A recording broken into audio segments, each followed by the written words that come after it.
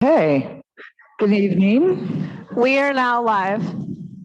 We are now going to reconvene to open session. And we're going to start with our territorial land acknowledgement, and I will turn it over to Superintendent Report. Good evening. Can you hear me? Okay, great. Good evening. Thank you everyone who is joining us in person and also online. This land acknowledgement is read on behalf of Elizabeth Billy, our Indian education community worker. I acknowledge the Santa Rosa City Schools. I acknowledge that Santa Rosa City Schools is on the traditional territory and homelands of the Pomo people, traditional territory and homelands of the Coast Miwok people, and honor with gratitude the land itself and the people who have stewarded it throughout the generations. This land acknowledgement calls us to commit to continuing to learn how to be better stewards of the land we inhabit. By offering this land acknowledgement, we affirm Indigenous sovereignty and will work to hold Santa Rosa City Schools more accountable to the needs of American Indian and Indigenous peoples. Thank you. Okay, thank you. Moving on to C2. If you could all please stand for the Pledge of Allegiance.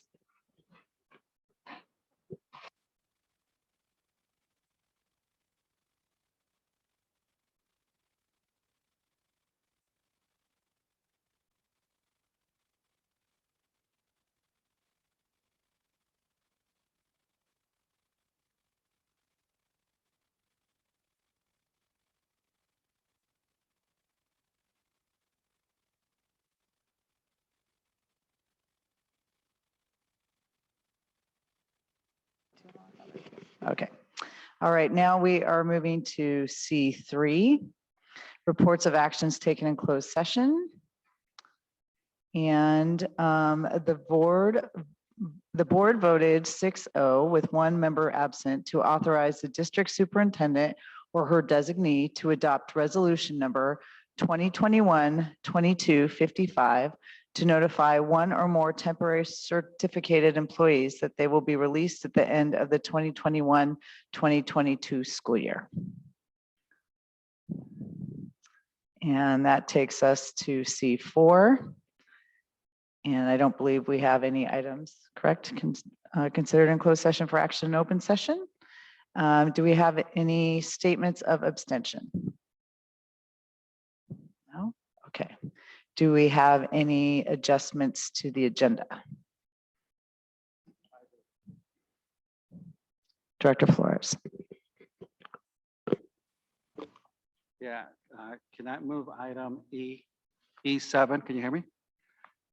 E7 to the top of the list.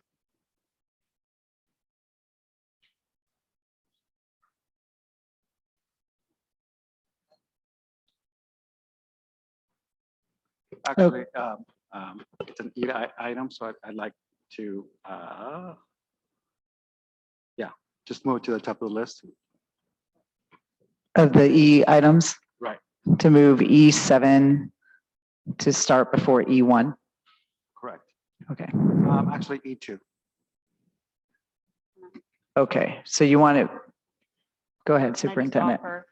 Item E2 has young children who are joining us to present that resolution. Can we move it after that one then? So for E3, just like to move it up. Okay, so you're requesting to move item E7 to go between E2 and E3, correct? Correct. It will be the new E3. Right. We renumber everything now?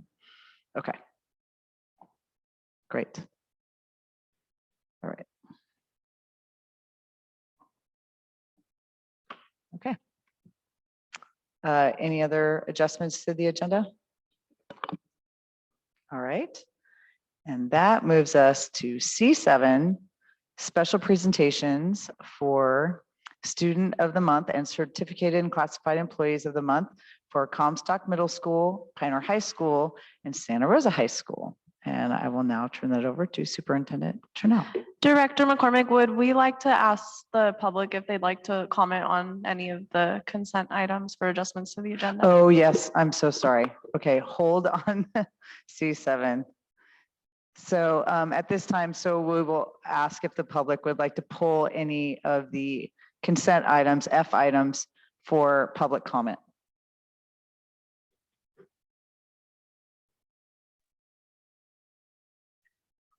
This is for the public on Zoom, correct?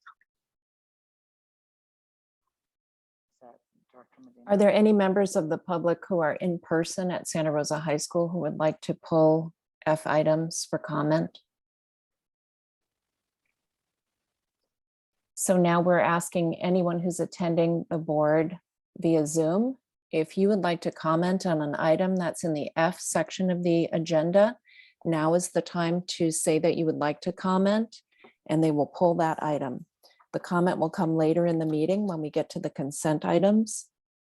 Is there any member of the public who would like to comment on an F item? Please raise your hand.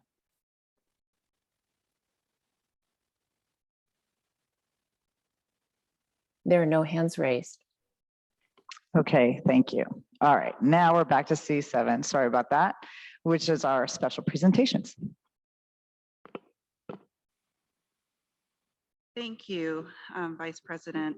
McCormick, we would like to welcome Comstock Middle School as our first presentation tonight. Laura Hendrickson, our principal.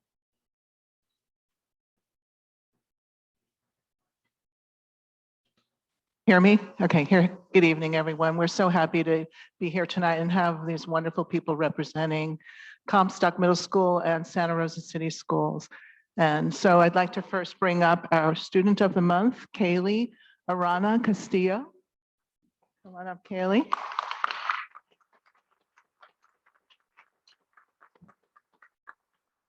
And I will read some wonderful things about this remarkable young lady. Kaylee demonstrates the determination, the maturity, the ability, and the leadership qualities it takes to be a successful student. She has been a member of our track team and has supported our athletic director in setting up many events. At the same time, she has maintained close to a 4.0 GPA for all of middle school, even during the pandemic. Kaylee's goal in life is to help as many people as possible become the best they can be. She wants to back them up and support them. This goes for her friends, family, and whomever she will meet in the future. Academically, Kaylee has a few possible goals. One is to go to college and become a mortician. She wants to help people find closure during their most difficult times. Another goal would be to work in the culinary field like her big brother. Above all, Kaylee is a wonderful and compassionate human being. I've seen Kaylee show care and support for other students so many times. She says that she loves Comstock because the great people she meets here and the people are so supportive of each other. She reaches out to so many of us. Not only does Kaylee excel, she pushes her friends to excel with her, helping and guiding them through assignments when needed. This student also strives to climb higher, requesting more challenging work when she finishes early, all the while never complaining to anyone or about anyone, but rather bestowing kindness upon anyone she meets. Here are some comments from her teachers. From Mrs. Clark, her PE and teen living teacher, quote, Kaylee is one of the kindest, most considerate students I've had the pleasure to know. She is always helping me and her classmates, end quote. From her science teacher, Mrs. Bianchi, quote, Kaylee's bright smile and attentive presence leads the way in science. She is an awesome role model because she gets the job done in the most respectful way while demonstrating the warmth that great leadership is made of, end quote. She is a perfect example of the high-performing student that passes through Comstock's doors, and we are so happy to honor her tonight. Congratulations, Kaylee.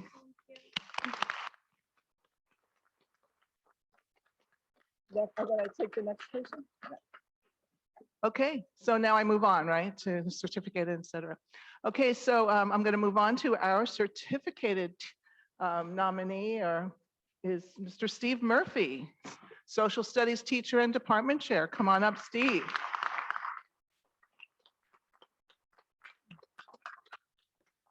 So Steve Murphy began teaching world and US history at Comstock Middle School 13 years ago. If you talk to any student who has been lucky enough to have him as a teacher, they will tell you how much they love him in his class. This is because he makes sure his students have fun while learning, firmly believing that this is the recipe for developing and maintaining a lifelong love of learning. At the middle school level, students are dealing with many personal and social changes. They are not exactly still little kids, but also not yet young adults. Mr. Murphy recognizes that middle school students need extra patience as they continue their almost daily changes. His class is set up to provide students with opportunities to be responsible for the entire class and themselves. He rewards students with school-wide rewards and classroom perks. He tries to motivate his students whenever possible. To help balance the seriousness of taking responsibility for their own learning, he uses humor to mix in with his lessons. Most middle school students love laughter, and he tries to incorporate his dry sense of humor whenever possible. He finds funny historical cartoons and even animations that the students get a kick out of. The tricky part has always been seeking that balance between humor and seriousness. He regularly tells students, we can laugh for a bit, but must learn how to move on and continue our work. Another tool Mr. Murphy uses is simply energy. As he says, I have a lot of energy that wakes up my students. I am continuously walking around the classroom and reminding the students to keep up with me. This keeps them on their toes and they love it because most middle school students are full of energy. At the middle school level, you can't be Ben Stein's character in Ferris Bueller's Day Off. This is his words. In other words, boring.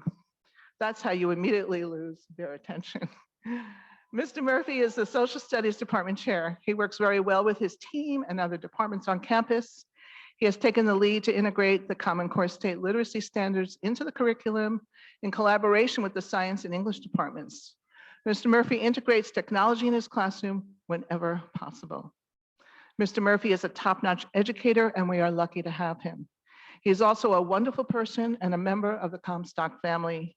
He was humbled when he heard he would receive this award, saying, as an educator, I still have a lot to improve upon. This award motivates me to continue improving. It is because of all these qualities that Comstock Middle School is proud to nominate Stephen Murphy for this honor. Congratulations, Steve.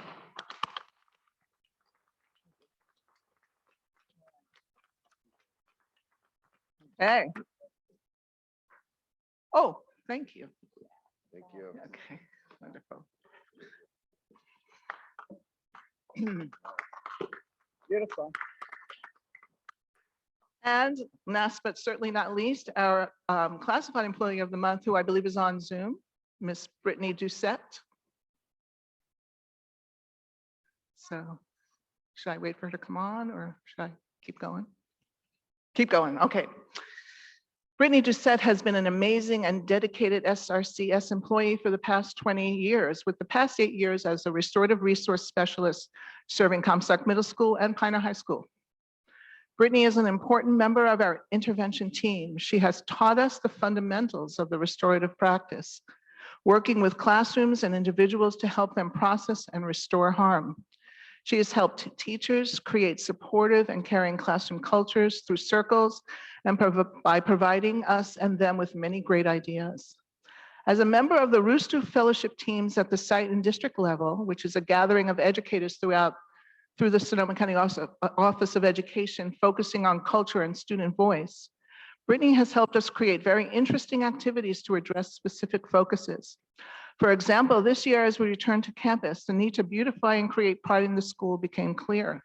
Brittany reached out to various community groups like Mecha and Raisa's Art Collective to form clubs and start a campus beautification process that you have so graciously supported, as we plan on creating murals that reflect the heart, passion, and diversity of the Comstock community. Brittany helped start our GSA club, supports our lunch bunch, and is always in the quad during break at lunch to talk with students and help the team keep everyone safe. She has also been an integral part of the Social Justice Inquiry to Action Equity Project in collaboration with the district and Sonoma State University, with her project being extracurricular equity. As she has said about her role, quote, I would say that my greatest accomplishments are the incredible relationships I've built with students that are still in touch with me. Helping them to blossom and thrive has been the biggest pleasure, end quote. We feel so extremely fortunate that Brittany has stayed with us for so many years. I believe that so much of the stabilization and successes at Comstock comes from her efforts to reach out to our community, as well as our staff's willingness to listen to what she has brought forth for us to consider. Change takes time, and Brittany has demonstrated the grace, patience, and innovation needed to stick with it.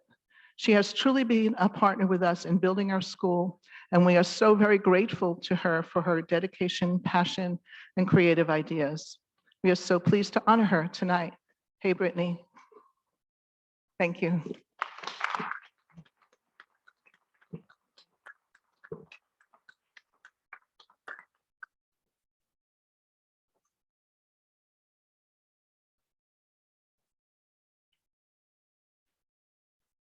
Thank you and congratulations. Next up, we have Principal Stacy Desideri to go with the Pioneer High School Awards.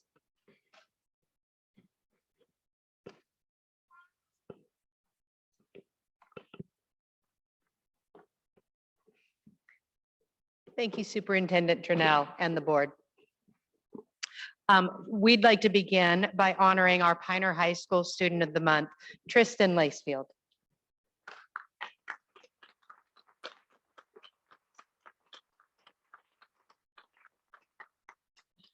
Pioneer High School is proud to announce that our Student of the Month is none other than senior Tristan Lacefield, joined here tonight with her mother, her grandmother, and some other family members here to celebrate Tristan with us. The vision of Pioneer High School shares that Pioneer High School will be a dynamic educational community filled with compassionate individuals who are prepared to engage the 21st century. At Pioneer High School, we promote inquiry, collaboration, creativity, perseverance, and rigor to foster civic involvement and personal success. So why Tristan? It is because Tristan really embodies the values of Pioneer High School. A strong student, Tristan has committed herself to a rigorous academic pathway. She pushed herself in her coursework, taking honors and AP courses every one of her years at Pioneer High School. But it is not her high GPA or her love of yearbook that captured our attention and motivated the administration to name Tristan to this honor. Tristan serves our community with her leadership and advocacy. She is the president of the Pioneer High School Gay Straight Alliance. As the school this year began to use a new student information system, it was discovered that our community needed some new policies and practices to create a safe space to support students who might be in transition at school. This year, Tristan took it upon herself to meet regularly with administrators and counselors, to ask questions, to craft policy, and to advocate for students who are in need. When Tristan learned that her fellow students had questions, she helped find the right people to ask. And when we didn't have good enough answers, she pushed us to do better, which made our entire school a safer place for all. Her strength and leadership continue to help Pioneer High School to do right by all of our students. She may be quiet when it comes to herself, but she speaks up for everyone else. Thank you, Tristan, for your advocacy for our community.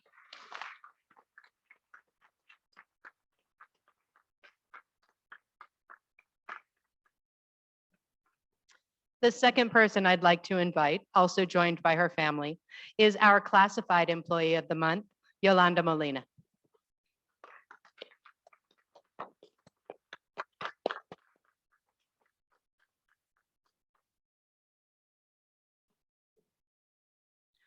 It is our great pleasure to celebrate Yolanda Molina as the Pioneer High School Classified Employee of the Month.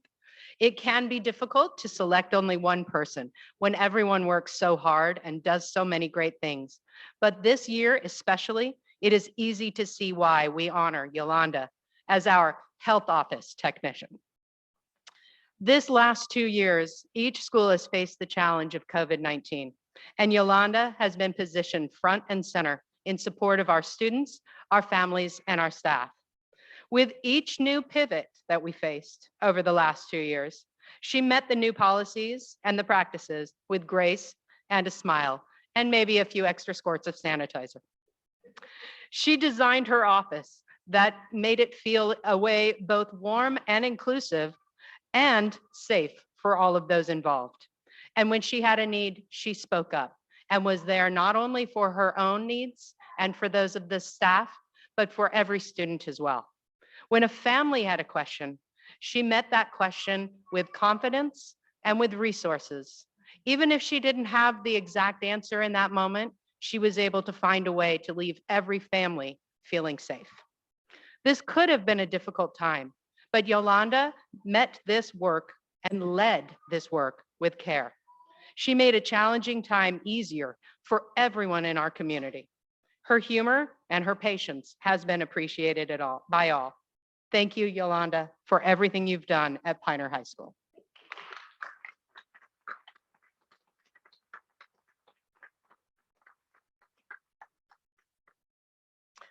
And last but not least, I'd like to invite Holly Retzinger as our Pioneer High School Employee Certificated Employee of the Month.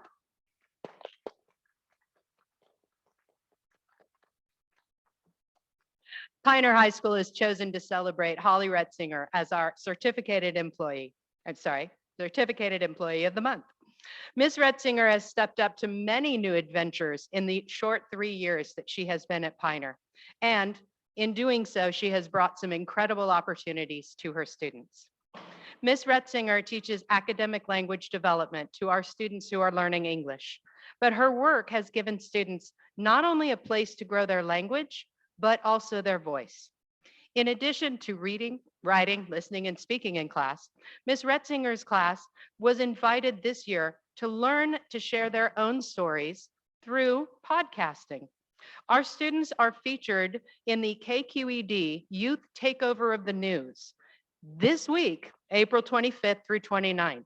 I know this board meeting may last a little longer tonight, but I think you need to go on to the KQED website so that you can hear from our students what their voices and their experience has been.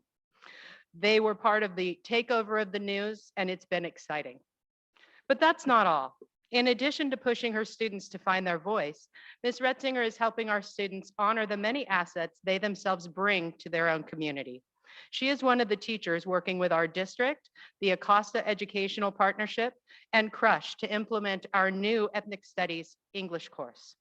Her students are exploring the tenets of ethnic studies in their exploration of literature and writing.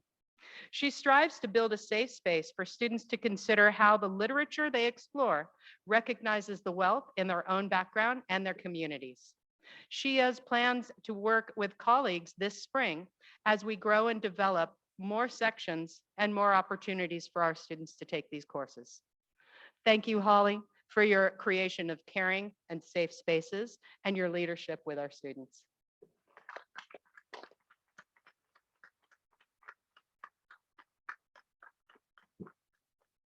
Thank you. Thank you very much. Congratulations, Pioneer all. And last but definitely not least, our gracious hosts with the Santa Rosa High School Awards, Dr. Johnson Clissold.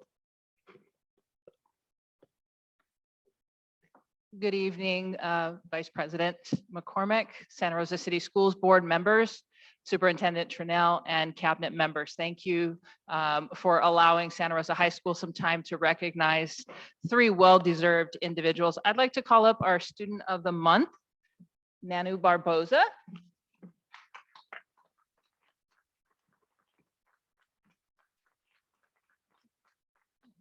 Santa Rosa High School recognizes Nanu Barboza, class of 2022, as our Student of the Month because of their presence and passion as a student and as a leader here at Santa Rosa High School.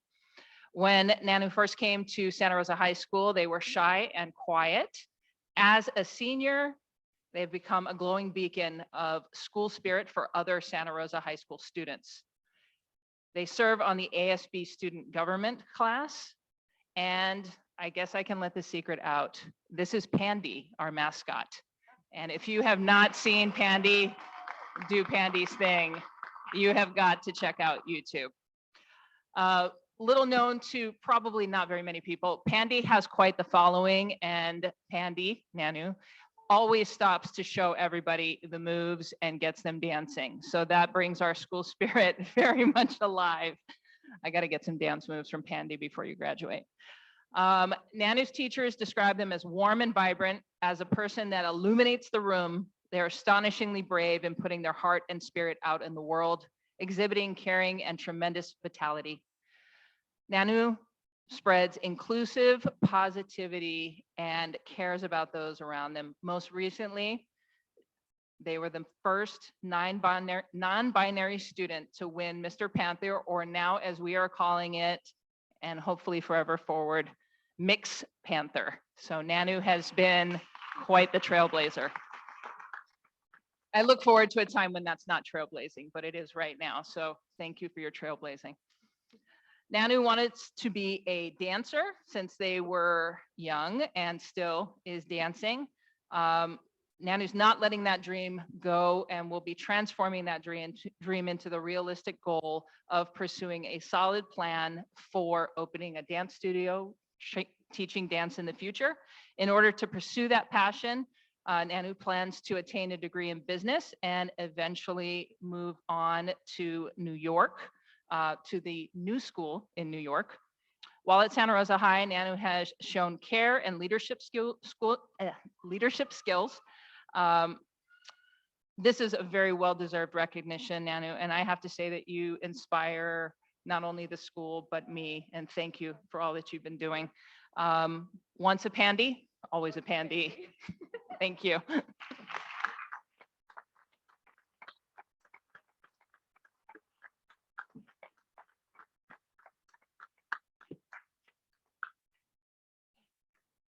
It's my pleasure now to recognize our classified employee of the month, Jessica Luesa.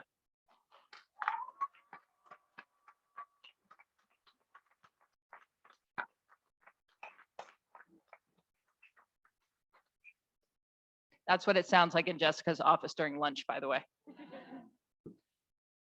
Jessica Luesa is our restorative specialist at Santa Rosa High School. You cannot walk by Jessica's office or see her around campus and not see her surrounded by students.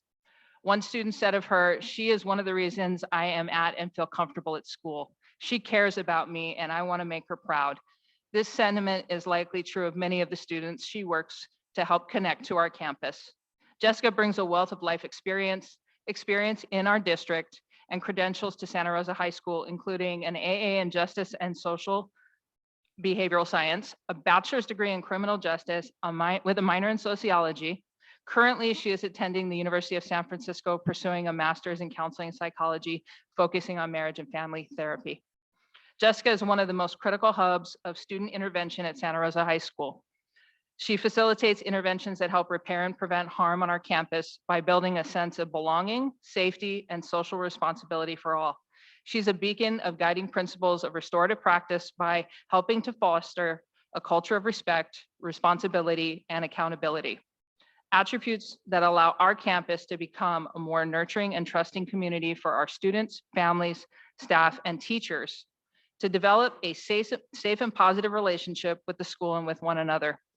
Jessica, thank you for your presence on our campus and your dedication to our entire school community. Quite frankly, on certain days, I don't know what we would do without you. Thank you.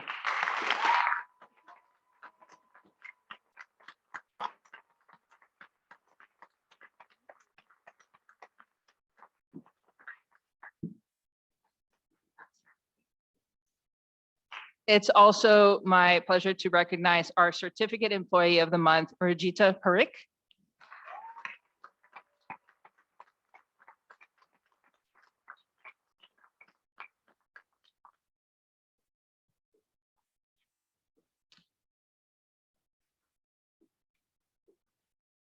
Santa Rosa High School is honored to recognize Csba as our certificated staff member of the month / school year. Csba holds both a pupil personnel credential and her marriage and family therapist degree. Though these two jobs may seem related, they are night and day from each other in reality. Csba navigates the two worlds with finesse, passion, and empathy. Santa Rosa High School constantly utilizes her knowledge, training, experience, and education, and I would say patience, to help support all of our students. Santa Rosa High School is so lucky to have hired Csba as our district's first school-based therapist. 4 years ago, Santa Rosa High School was given the go-ahead to create this position as a pilot program.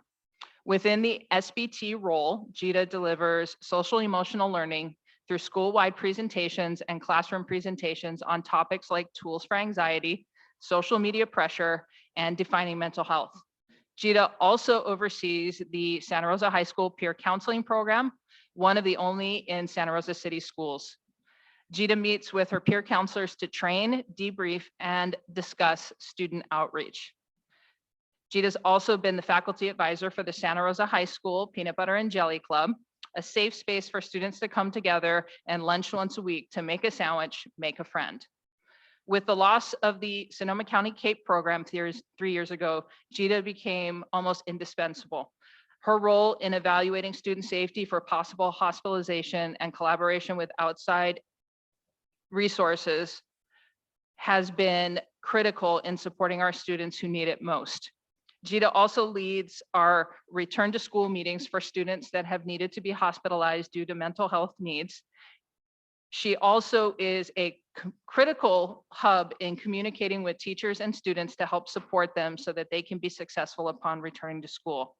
Csba's expertise is paramount to the safety and support of our students and our staff on campus. Csba is a trusted and beloved member of the Santa Rosa certificated staff. We appreciate all that she does, and we are so pleased to recognize and honor the work that she has been doing for the Panther community here tonight.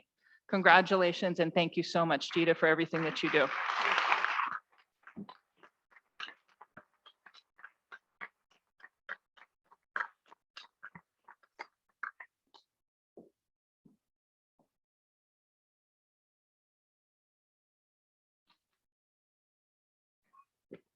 All right, thank you. Well, we have incredible students and incredible employees, so congratulations all. We are now moving to C8, which is our school site parent organization updates from Comstock and Pioneer. Oh, and we do have a representative as well from Santa Rosa. So let's start with Isidro Solano, Comstock Middle School.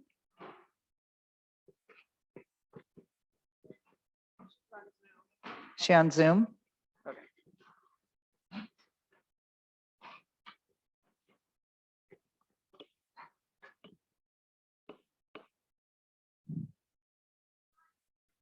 There she is.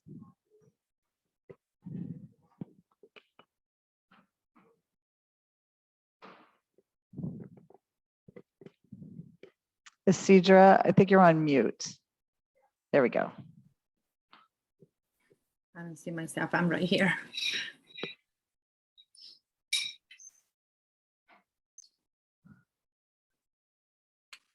Isidro, we can't hear you. Have you started? Yes, I'm right here. Oh, Now you can great. see me. Okay, go ahead. We'd love to hear your update. Oh, okay. I'm going to read it. Okay. I wrote it down. Good morning. Good evening. My name is Isidra Solano. My daughter attends Comstock Middle School as a 7th grader. I am also the school attendance technician. In that role, I speak with the many parents and I support our parent meetings on Zoom last year and this year. Comstock parents have been a very vocal group at the school, and our voices are heard during our monthly meetings. Over the years, we have had over 50 parents attending in person. Unfortunately, with the pandemic and the meetings on Zoom, our attendance has dropped because many of our parents need support with technology. It is difficult for us to attend on Zoom and to do the survey that is required. The staff is very patient and helpful, but we want you to know that it is a challenge. We are also a bit shy to attend board meetings, and you might not hear our voices. For example, during the difficult month of COVID, we were very grateful that we had online school so our family could remain safe. We feel protective of our school and its staff, and did not want our teachers to get sick. We appreciate all the efforts Santa Rosa City School had done to keep our students and staff safe. We really appreciate the free test and the frequency reminders. We want to give a lot of input to the school regarding the school plan and have seen our ideas put into practice, and our students are enjoying many activities. We have some concern about activities in the park surrounding our school and see that the staff needs more people to monitor all the ins and outs of the campus, but we are doing a great job. We are proud that Comstock offered the early college magnet prep class, which prepares students with high school and beyond. We have volunteered as chaperones for many activities such as this. The parents group has organized to fund school dances by donating food and drinks to sell at the dance. This has kept admission free for more students, and we have our first dance and very fun carnival this past Friday, which have our students attend because of safety. We held it outdoor. Our 8th grade promotion ceremony is a big event, and over the years, we had hundreds of people attending. Our big family fiesta had raised thousands of dollars for the school. We have raised money to send students. Our entire 8th grade class go to Six Flags once a year. 1 year, I'm sorry. This year has been more difficult to fundraise, but we have a local event and a small ceremony for the end of the year that we are preparing for. We appreciate that the school support our family with the school pantry, parents education, and connecting with city and county health and wellness organizations. We will be working together for campus beautification and appreciate your approving our moral project. We have applied for grants to help with this and to help with other campus beautification efforts, such as our edible garden, our living classroom garden, and our pollinator garden, as well as multicultural events put in by our leadership students. Comstock is a great school with very energetic and dedicated teachers and staff, and we are happy to be a part of all the happening at school. Thank you very much for giving me this time to report about our school. I'm sorry, I'm a little nervous. I'm trying to do my best, but it's like, I'm very sorry, but I really enjoy working at Comstock. It's such a nice place to be. Nervous. Thank you so much, Csba, for that You're report. You're welcome. Next up, we have Maureen Cecil from Pioneer High School.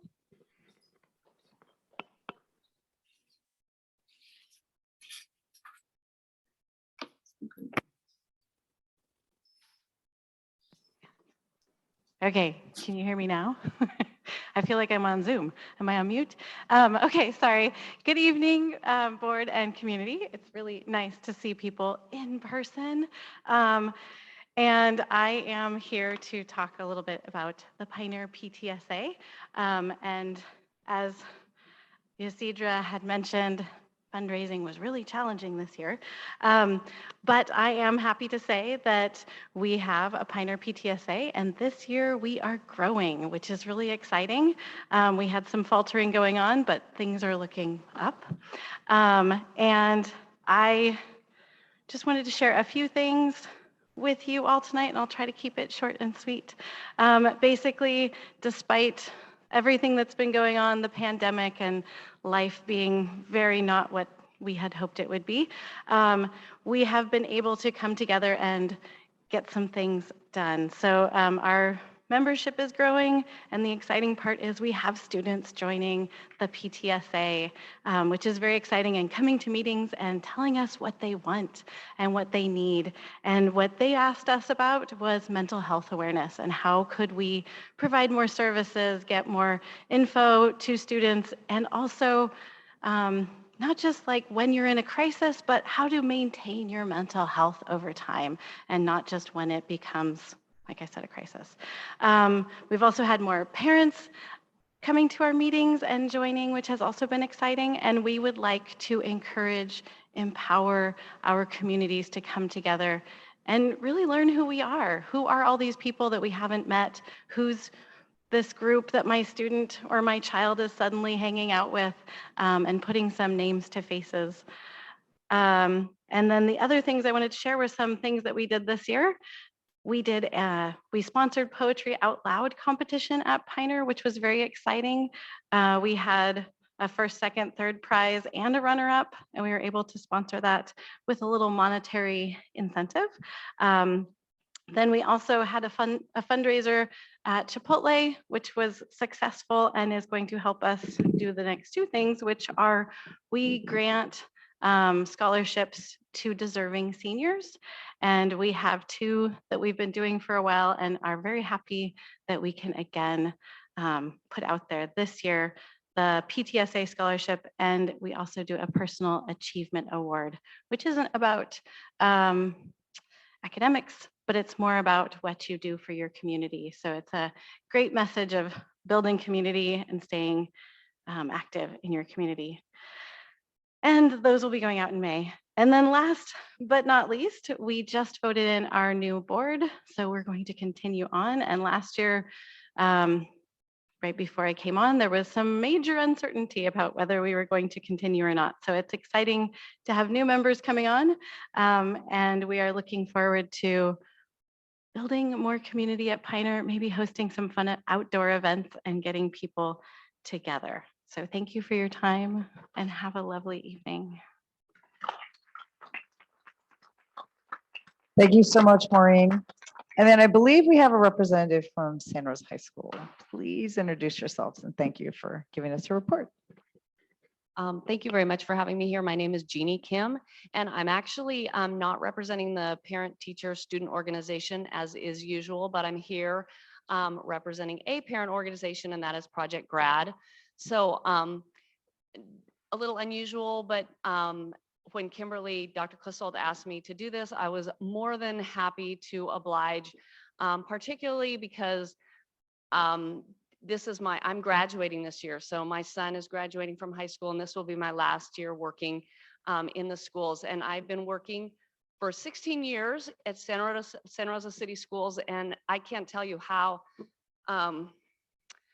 just honored I am to do it. I'm totally believe in public schools, and being a part of the city schools has been just such an important part of my life. So now I'm at Santa Rosa High with my son. My daughter graduated 3 years ago and is at Santa Barbara, and my son just accepted at NAU, Northern Arizona. And I'm planning a party. So it sounds so easy. Hopefully you guys are familiar with Project Grad. It's a party for our seniors, and it keeps them safe and sober on graduation night. One thing that has been important to me is I consider my kids as being the lucky ones. So there's so many kids in our schools who are not the lucky ones and who oftentimes don't have the support, parent support. And I know it falls on the shoulders of our teachers, on our administrators, on the school board, and all the community to support these kids. And so it's been really an honor to me to help with that. And so doing Project Grad is something that, I could have planned a party for my kid and that would have been fine, but it's giving back to the whole school. And when you do, that makes it just so much more rewarding. My friend and my husband have been very supportive, and we've kind of just taken one thing on after another as we've gone through the schools together, starting at Hidden Valley, then Santa Rosa Middle, and then here at Santa Rosa High. And so it's been really fun to do it together. Any parents who are listening, I just encourage you, it just makes your entire experience with your kids so much better.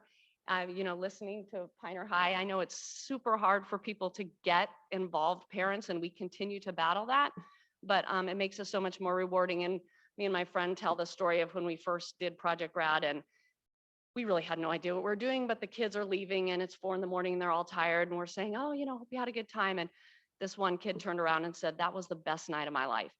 And to be able to do that for someone, it feels so great. So all the involvement is so important. And I know we have our STP at Santa Rosa High, which is fantastic, and they do everything they can. But again, thank you for everything you do. And I'd like to close with a little plug. I started doing Project Grad when my son was a freshman, and that was when Dr. Clissold was a freshman principal. And I've just been it's just been such a pleasure to get to know her and watch her hard work. And anytime we have something, and I pulled a few on her today, but she's so flexible and she's been so helpful. And having, the administrators like that who support you makes such a big difference, and makes it so much easier. And there's not a day that I'm doing a Saturday work thing that she doesn't say, oh, I'll be on campus. So, she's just constantly working. So it's been a real pleasure to go through our last 4 years of high school together and learn. So thank you guys for all that you do. And I will miss San Jose City Schools, but I'll be around, and who knows what I'll do next. So anyway, thank you very much for having me here tonight. And it's been a pleasure. Well, thank you for your many, many years of service, especially with Project Grad. That is an incredible amount of work, and something great that we can give our seniors. Okay, we're moving on to C9, public comment on non-agenda items. Do we have any cards submitted in the house here? No?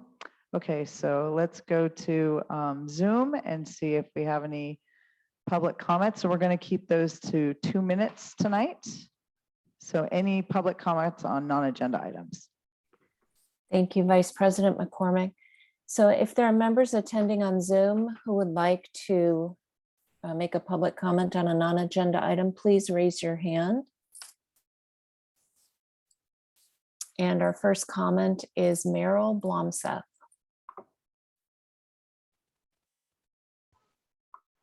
Hello, good evening, Superintendent Trinnell and members of the board.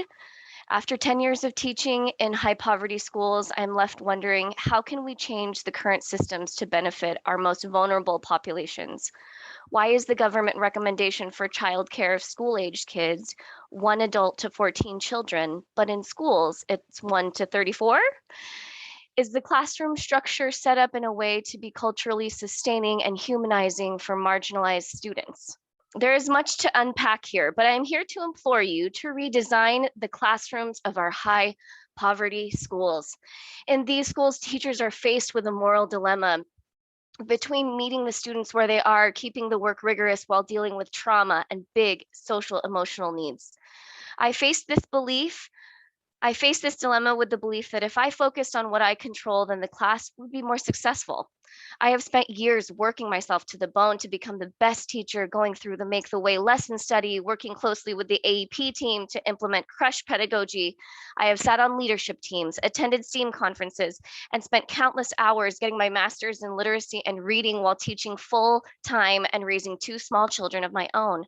But there is one thing teachers can never control: class size. The marginalized population I serve at Monroe was struggling before the pandemic. And now, with so much vitriol in politics and social media, navigating the classroom with our students is unprecedented.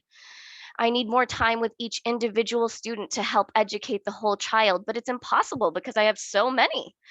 Teachers like me need you to listen to the research and prioritize smaller class sizes. If you want to get more bang for your buck and make the most difference in these children's lives, focus on our funding to help our populations with the most need by reducing class sizes for all. And if we cannot have smaller class sizes, perhaps an instructional aid. We need people power. Invest in high poverty schools, because after all, isn't it equitable? Thank you. A next public comment on a non-agenda item, 2-minute limit, is Holly Cumbie.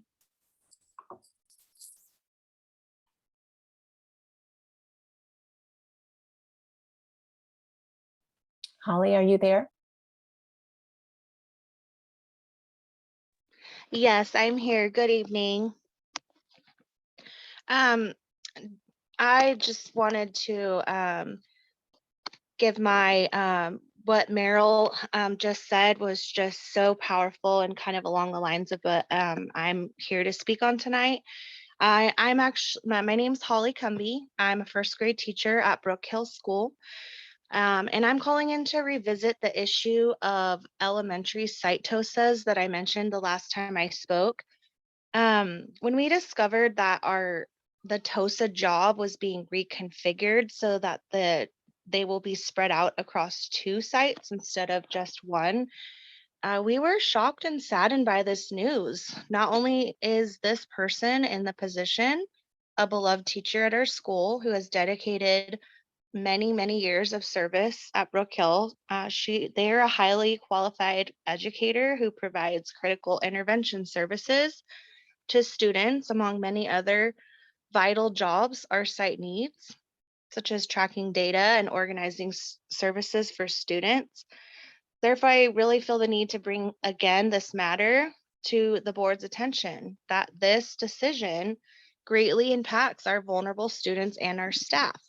I ask that you take a critical look at how we are supporting our most vulnerable students. Why take away our most knowledgeable staff from the students who need the most help?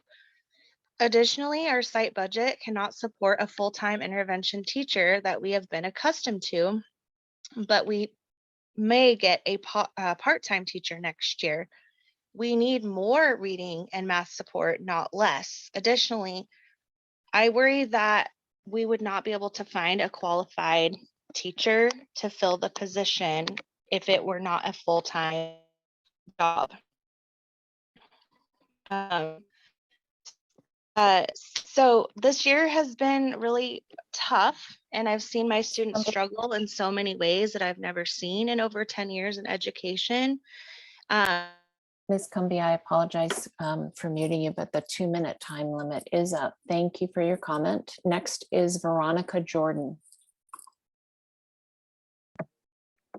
Good evening, Superintendent Trunell, East Santa Rosa City School Board. My name is Veronica Jordan, and I'm a parent of 2 and a rising 3rd child at Cesar Chavez Language Academy.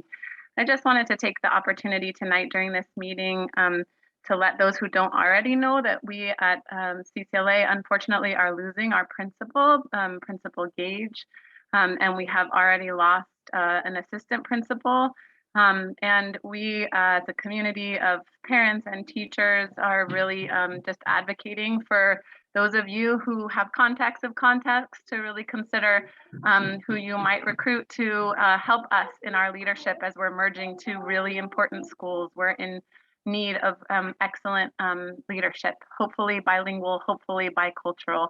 And I know that those jobs are not yet posted on EdJoin, and I know that therefore the word is not officially out, but the word is out that we have those positions. And I just want to encourage everyone to really consider the special needs we have at Cesar Chavez that we've had this year and years past as we move forward to get new leadership, and also to thank Principal Gage for her short time with us and wish her luck on her journey.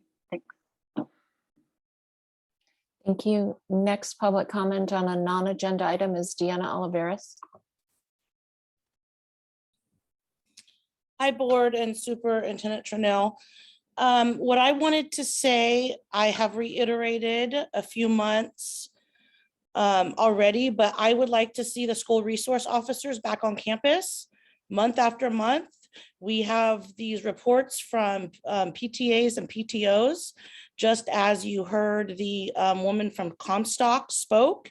And I commend her because you could tell that she was nervous and she was apologized at the end.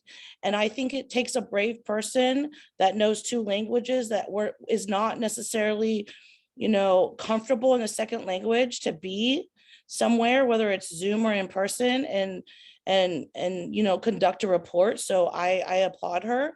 As you know, there's safety issues. She explained some safety issues with regards to COVID, which half of the board members focused on COVID, have focused on COVID for the last 2 years. and that's fine and dandy, but there are safety issues. There are bullying, there are drugs, paraphernalia at all the campuses. There's kidnappings down the street, but we still don't have our school resource officers. People have talked from Pioneer, from Comstock, from CCLA, there's safety issues. We need school resource officers on our campuses. And right after George Floyd, Trustee Medina and De La Cruz advocated, and Ms. Maneri advocated for no school resource officers. We need them back on campus. And as parents, I have emailed you, many have emailed you, we can't get anything on the agenda item. You few are the only ones that can put anything on the agenda. And the school resource officer situation has not been looked at again because you continue to ignore parents. We need our SROs back on campus. Thank you. Next is Patrick Bailey. Thank you, trustees and administrators and Superintendent Trinnell. My name is Pat Bailey. I'm the parent of a kindergartner at CCLA. I've volunteered for lunch and recess duty 2 days a week since the beginning of the school year and have some idea of how the kids are doing socially and emotionally. The good news is they're doing better. They're not there yet, but there's been progress since the beginning of the year. That's good. I'll talk more about that at a later date. My concern tonight's different. Similar to what Veronica Jordan said, our 900 student school began the year with a brand new first-time principal and a vice principal who resigned for personal reasons a couple weeks into the school year. We spent the first half of the year with no permanent vice principal. Halfway through the year, we got two, which was great. One of them has since left. Once again, for personal reasons. As you all know, our current principal, Miss Gage, has resigned. She's already accepted a new job, which is great for her. I assume it's an easier job. Almost certainly it's a job that pays more. I'm assuming many of the administrators out there that we could pull from have already accepted jobs for next year, and that scares me. Please post the job yesterday. Our excellent, motivated parents and teachers and staff have done amazing work this year, but we need you to prioritize getting us a principal and vice principals who are excellent, motivated, enthusiastic, and at least one of them has to have some experience. Thank you so much, and please get the posting out there as soon as possible. I'll yield the rest of my time. Thank you. Vice President McCormick, there are no other hands raised. Okay, thank you. All right, we're moving on to our D items, and we're going to start with D1. Do we have a report from CSEA Santa Rosa 75? Yes, we do. So I haven't done this. You can hear me? Okay. Good evening, President Sheffield, Superintendent Trinnell, Board of Trustees, student board member, and the community. I want to thank our members who came tonight or who are watching Zoom. Tonight, we are proud to share that 2 of our classified employees were finalists for the Classified School Employee of the Year Award. They received recognition at Sonoma County's Office of Education reception last Thursday. Superintendent Trinnell sent out an email district-wide from SCO sharing how proud we are. So congratulations again and again to Brianna Seeley-Clark for paraprofessional services at Santa Rosa Middle School, connecting students to community resources and everything she's done.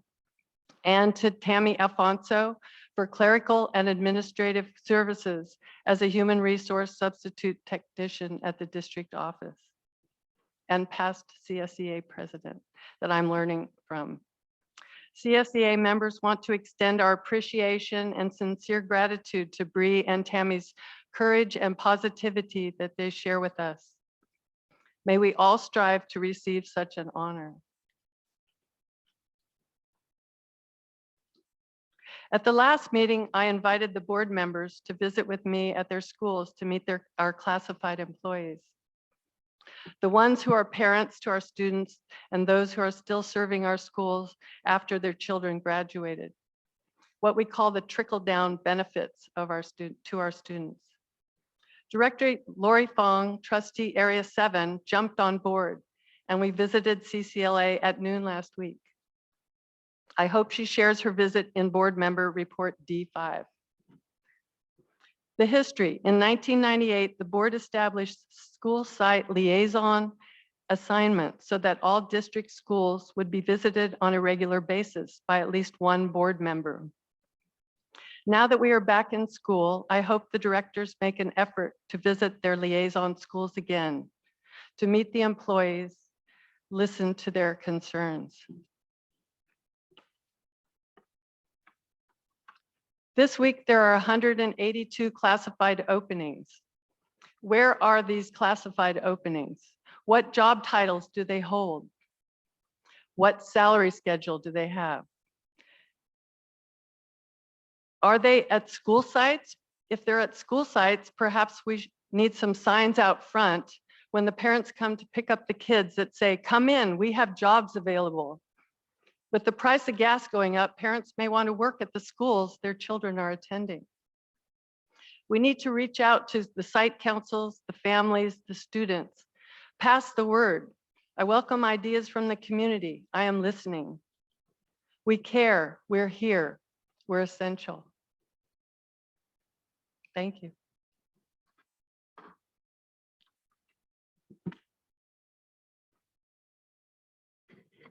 Thank you so much. We're going to pause just for a minute for interpreter switch.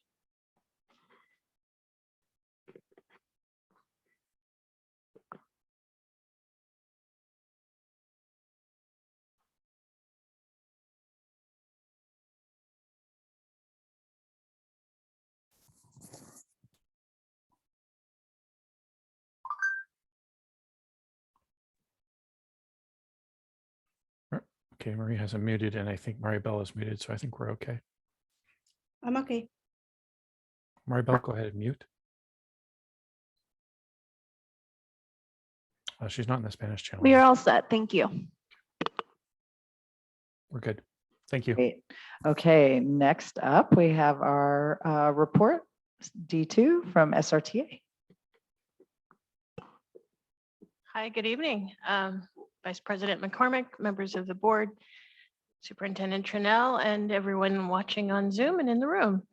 It's great to be here tonight. I'm Catherine Howell, President of Santa Rosa Teachers Association, representing about 850 teachers, educators, counselors, nurses, SLPs. The list is pretty long, of all of the educators that are part of SRTA. I want to say congratulations to everyone that won an award tonight. It's really inspiring to hear the stories of the students, the teachers, the classified employees at the sites, and also from the parents and teacher associations telling us all of the exciting things going on. So I like getting to hear those in person again. And thank you tonight for all of the resolutions, the Asian American and Pacific Islander Heritage Month, the classified employees appreciation, our school nutrition services, our CSEA members, and our substitutes. So that's a lot of appreciations going on in resolutions. And I just wanted to sort of echo what Mary Lehman just said, but our CSEA members are so important to the teachers in this district. We can't do our jobs without them. And the huge numbers of vacancies are really having an impact on the working conditions of the teachers. And we need to figure out some way to make those jobs attractive. We need to figure out some way to get those jobs filled, right? Because it is, hopefully there's parents out there that want to work at the schools where their kids go to school. I know my mom did a really long time ago, but there's people that need to work down the street where they can make more money. So we need to find out a way to be competitive. And that's true for the teachers as well. We're well into hiring season. The concerns of CCLA and will we have a competitive applicant pool for the CCLA administration is the same question we have about the teachers. Are we going to have competitive applicant pools for the vacancies in this district as we're heading into May and haven't posted jobs yet? So that is a definite concern. One of our asks from SRTA is that the board be able to revisit your salary placement guideline policies that are a few years old at this point and help them get more in line with more competitive districts around us, so that when people apply to Santa Rosa City Schools, they get their years of credit that they would get at other districts that some of them don't get right now. And so we're asking you to please revisit that policy and give it a good look and make sure that we're attracting as many teachers as we can. I'm looking forward to the A2g Completion Improvement Grant Plan presentation this evening. I know that the focus is on math. SRTA has done some surveys and gathered information. And once again, the concern, and I saw it reflected in the presentation, and hopefully that is the message that we're carrying forward, is that A2g starts in kindergarten, right? We need to start at the elementary level. We're a little concerned about the number of combo classes that are popping up at elementary. I think at the last board meeting, I thanked you for limiting those. And I think there are fewer than there could be, but there's still more than we wish there were. So we need to start at the elementary level, maybe focusing that money as much as possible on the elementary grades, class size reduction, and limiting combo classes and emphasizing math at grades 5 and 6, so that when these kids hit middle school, when they hit high school, they've got the solid foundation they need from elementary school. So thank you for everything you're going to talk about and consider this evening, and thank you for this time. Thank you, President Howell. Okay, we are moving on to D3, Superintendent Report. Thank you. Good evening. Can you hear me through there?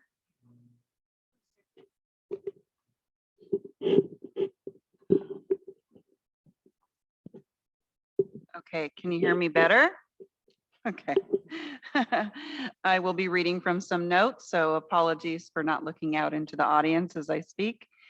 Today marks day 156 of school for elementary and day 155 for secondary schools.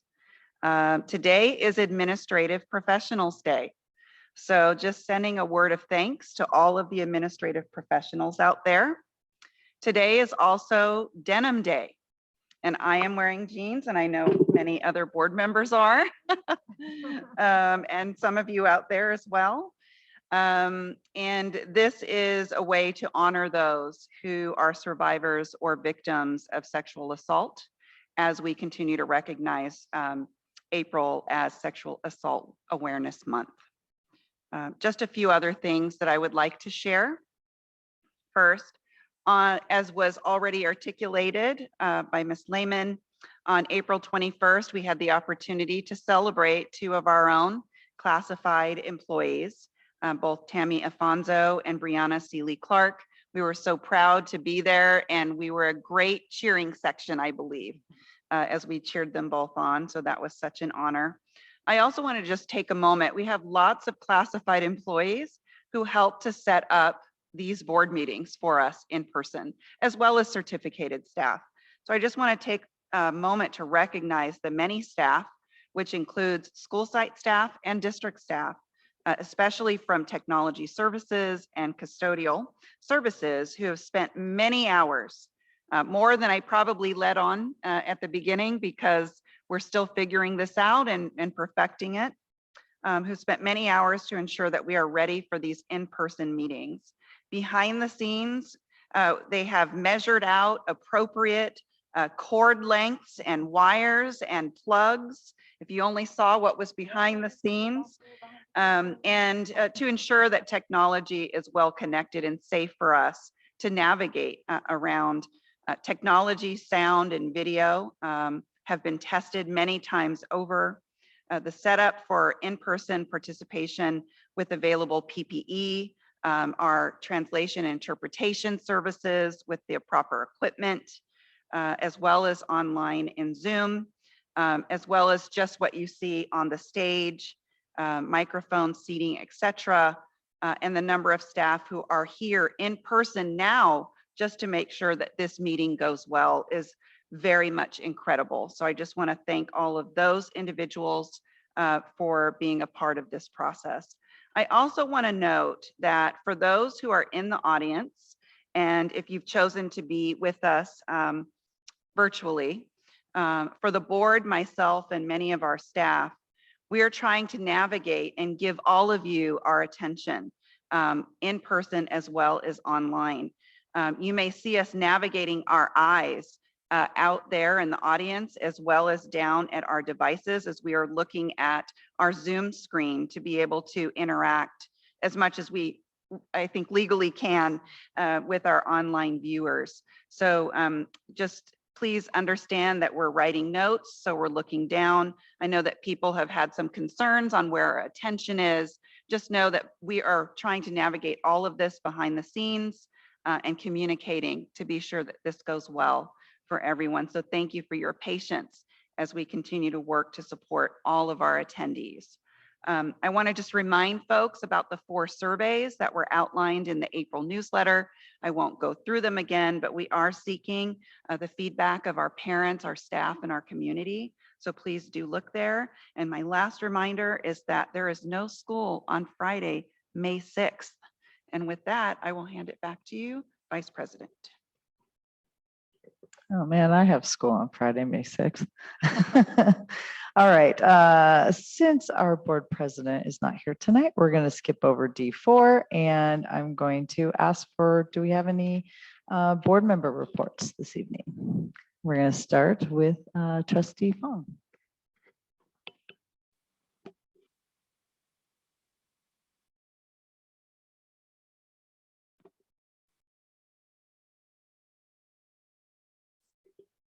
Click it once. I did get to go visit CCLA this week or last week recently and visited with the CSEA folks there, hosted by President Lehman. So thank you for that hosting.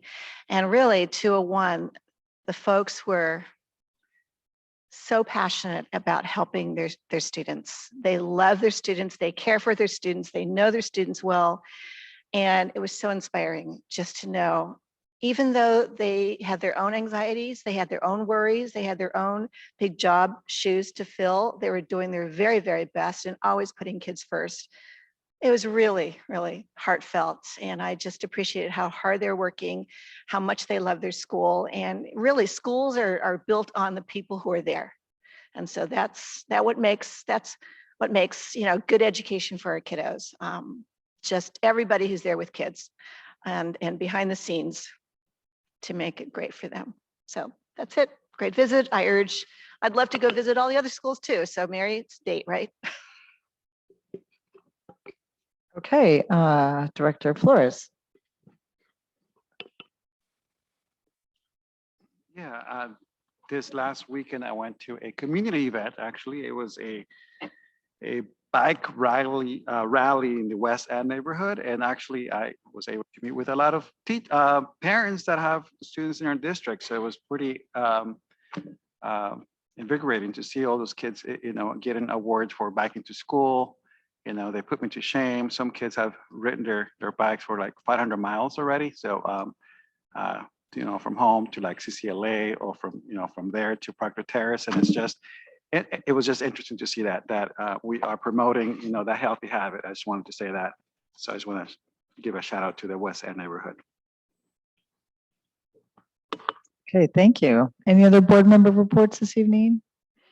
Director Medina, we're good? All right, cool. All right, do we have a CSBA report tonight? Yes, I do. Can you hear me? Can you hear me now? Yes, it'll be a brief report. I just want to congratulate Jeremy Brott from Bennett Valley Union School District for becoming our CSBA delegate for Subregion 3. Unfortunately, I'm not the CSBA delegate this year, but I'm looking forward to still working with CSBA to make sure that we have a voice on that board. So, and that concludes my report. Great, thank you. Okay, moving into our discussion items. We are on E1, which is an action item, public board meetings via teleconference per AB 361. Superintendent Trunell.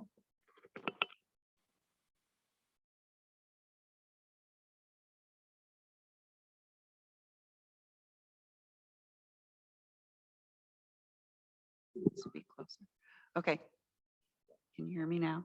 Okay. Thank you, Vice President McCormick, members of the board, our staff and community. I bring forward a recurring action item for your consideration as the board continues to offer hybrid now board meetings for in-person and online participation. As I mentioned before, during the month of April, the city chambers is not available to us as it is under renovation. In the month of May, the space is not going to be available to us. So we will continue to find other spaces for us to meet, whether that's here again or an alternate location. And I'm hoping that we can return to the chamber at least once in June. So with that, I hand it back to you for consideration as we continue to rotate the 30 days to keep us at the ability to have hybrid. Thank you. Okay, so let's start with questions. I see Director De La Cruz. I'd just like to move to continue conducting public meetings virtually, including the use of a hybrid model pursuant to AB 361. Second. Okay, so we have a motion by Director De La Cruz, second by Director Manieri. Let's go to public comment.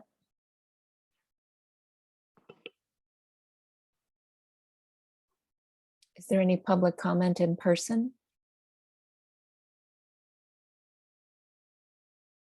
No. Okay, if there's any member who's joined us, or any member of the public, I should say, who's joined us by Zoom, who would like to comment on item E1, please raise your hand.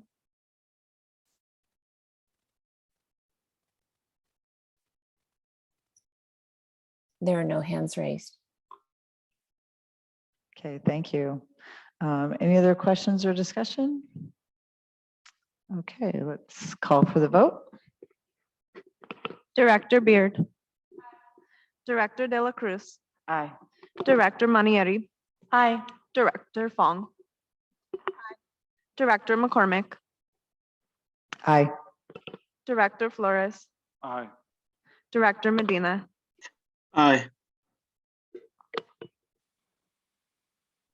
Okay, thank you. Motion passes. Okay, moving on to E2, which is also an action item. We have a resolution for May as Asian American and Pacific Islanders Heritage Month. And for this item, we're going to go to Trustee Fong and Superintendent Trunell.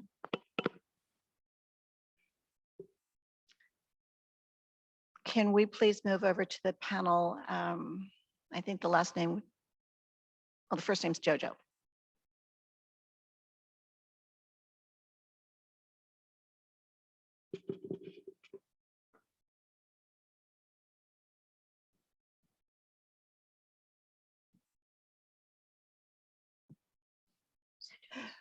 There she is.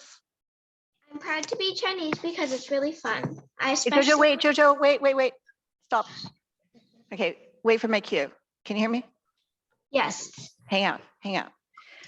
I am very happy to bring forward a student from Hidden Valley, JoJo. She'll be here just a second. But this is really the resolution for May is Asian American and Pacific Islander Heritage Month. And it really is, we take this time to honor our rich history and our cultural diversity, our achievements and contributions. And I don't always present this every year. I get to do it this year. So now, JoJo is a delightful second grader from Hidden Valley. And JoJo, remember, you're going to speak slowly. Ready? Go. I'm proud to be Chinese because it's really fun. I especially like sharing different traditions with my friends so they can have fun too. I also like Chinese food because it's really good. Have you ever heard of red envelopes? It's called lacy and it's filled with money. Children get them for good luck on Chinese New Year. You may also know this as Lunar New Year. It's good to appreciate different cultures.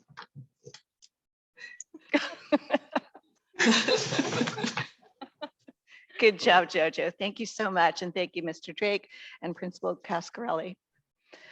I also want to share from classmates of Jojo. They are traveling right now, so they can't be with us. They're triplets. It's Declan, Megan, and Claire. And their mom talked to them and they basically said, why? We feel fine. They're happy. Their parents report that they are happy in school. They never have felt isolated. They're Chinese. Things look the same to them from the outside. They're all comfortable to be themselves. And the parent is saying that that's really a testament to the school and to our community, our greater community, that this is a norm in their life, even though everyone is different, that we respect everybody. So the kids didn't really understand why we had Asian Heritage Month. But the parents were saying that they really appreciate the growth and inclusion, certainly including our focus on ethnic studies. And that we don't need to remind us that we're different, but certainly the inclusion is really, it means a lot. It really means a lot to folks. And I'm just gonna say for myself that I'm a little excited that Asians are getting way more press. As a Chinese born and raised in San Francisco, I never really saw anyone like me on TV or in the movies or on the pop charts, except for Bruce Lee. And growing up, I coasted on the model minority myth as a good student and a good girl. So that was in my favor because I was neither of those.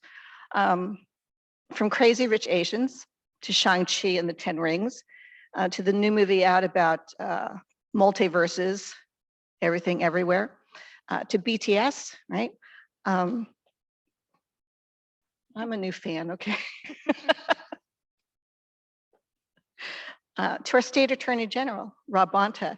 It seems as if Asians are breaking glass ceilings now where we never did before. It was always being othered and being quiet, being good, and not getting a lot of attention. Yet the rise of anti-Asian hate, the verbal harassment, the violence on Asians nationwide provide a contrast to that. So it's fitting that we dedicate a month to reflect on the Americans, Asian Americans, and new immigrants who trace back to over 65 Asian countries, cultures, and languages, and religions. And our mission here at Santa Rosa City Schools expressly centers our students' individuality and our community's cultural wealth. And keep going back to that because this is what we're all about. And we must also center the needs that students bring with them from past and historical harm. So one thing about Asians is that there is a cultural norm that you hide things, that things are okay on the outside, yet inside it, there's a lot of turmoil. So we have to take time not just to celebrate the cultural heritage, but as public school providers, we need to continue to dive deeply and look at the needs of our AAPI kids, their historical and political backgrounds can definitely hide the turmoil underneath, and the mental health for these kids are just invisible. And the teachers may think that they're doing great, but really it's very, very tough for them for so many. So I look forward to ethnic studies being a part of everything we do, not an add-on, not an add-on, not elective, that it needs to be embedded in what we do. And how we incorporate our students' cultural wealth from each of their backgrounds, all backgrounds, will elevate a powerful and relevant education and sound educational environment for all of our kids. And Jojo, thank you so much for being with us. You worked really hard on this. You've been awesome, and best to you on the rest of your second grade year. And to Declan and Megan and Claire, thank you also. Thank you. Thanks for being with us. Bye. Thank you, Vice President. Oh, so we should just say the whereas, right? Good. Superintendent Trunell. Okay, I'm honored to co-present this resolution tonight with Board Member Fong, Trustee Fong, in part, and thank you to JoJo and our other students who were wanting to join us this evening. I also want to brag about Trustee Fong. So she's very humble in this role, but she does serve as the president of the Asian Pacific Islander School Board Members Association, and is a rock star in the work that she does. And so I'm very honored to co-present this resolution tonight as we present to the board for your consideration. We know we have a lot of work to do, and we're going to continue to provide resources to ensure that our students grow and go. And with that, we'll hand it back to you. All right, so, well, first I'll go to public comments and then I'll bring it back to the board. Do we have any public comments on this?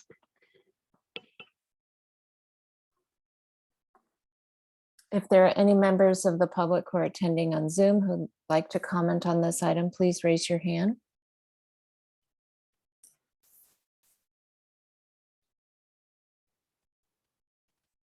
There are no hands raised.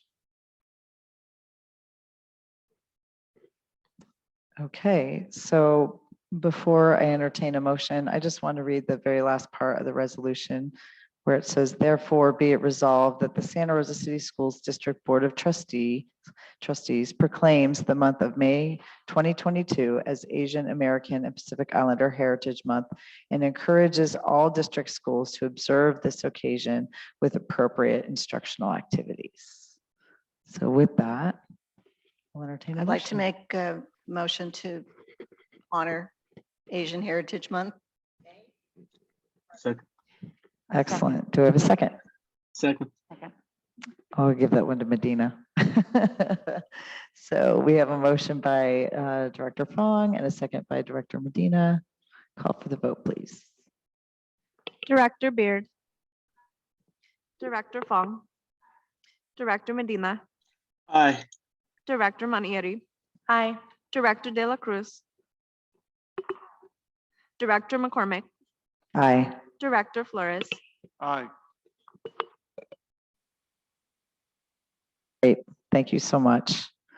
Okay, so now if my notes are correct, we're moving on to the new E3, which was the former E7, correct? And this is our discussion item A through G completion improvement grant plan. And with that, I will turn it over to Dr. Armstrong.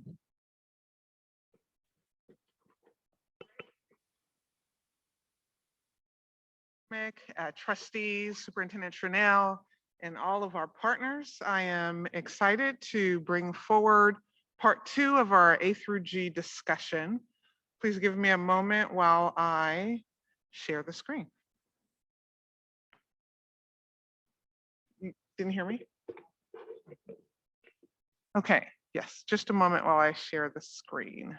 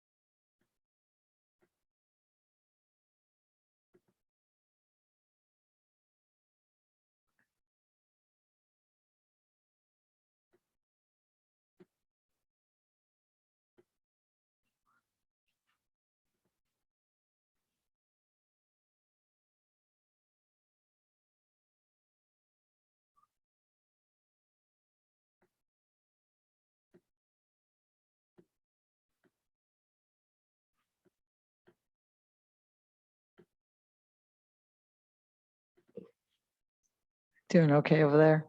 Technical difficulties. Yeah, I don't think it's loading. So we're gonna just go through Chrome. Okay.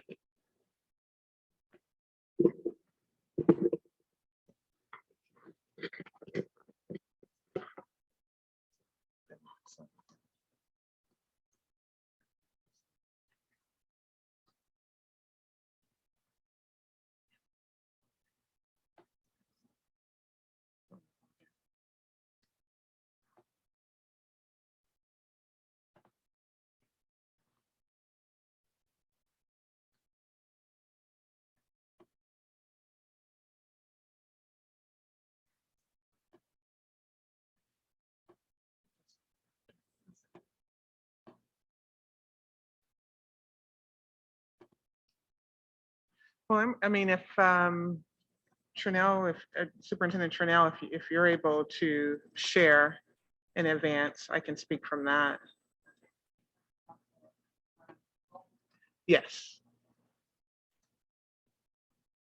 I'm sure it'll be on the screen, correct?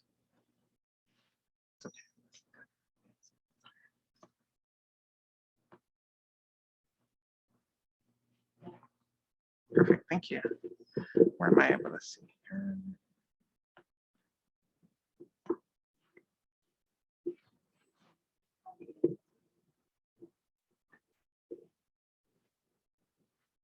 Yes, that is the correct one. Okay, so this is the part 2 of the A through G Completion Improvement Grant Plan update.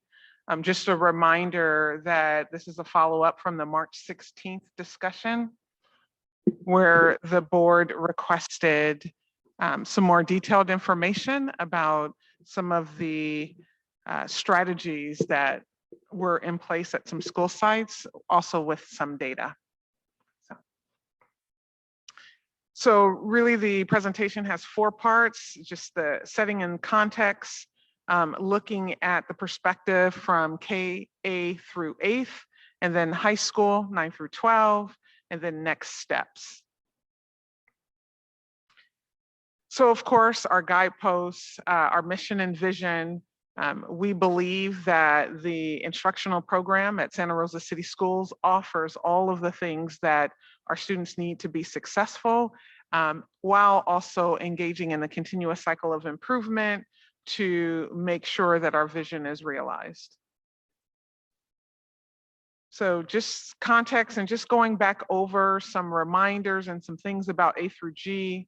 The new graduation requirement for the class of 2022, and that is in April 2018, where the board approved the requirements and the alignment to A through G. That means that now all of our students, all of our high school students are have the option to take college prep courses 9 through 12. And the only reason why I say have the option is because we do still have students who are served through special programs where there is a timeline to get those courses A through G, and there's some things that we're doing with co-teach, but there are some courses that students outside of the general education population accesses.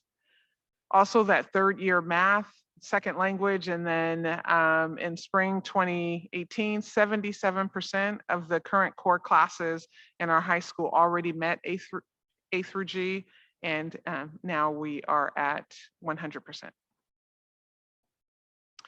So A through G, I won't spend a lot of time on this slide. I know I talked about it last time. It's just a reminder that it is 15 high school classes across 7 subjects. And when we talk about A through G, we're really talking about admission to the UC and CSU universities. We also know that there are a host of other options, and not meeting A through G does not mean that you're not able to go on to a 2-year or a 4-year. It means that you do not meet admission requirements for the UC and CSU schools in California.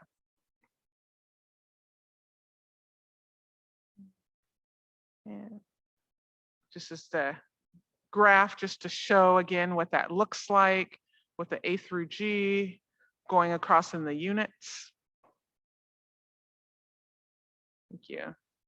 So thinking of the question, how is Santa Rosa City Schools supporting students as they prepare for and complete A through G requirements in order to graduate? How are we monitoring progress towards these goals?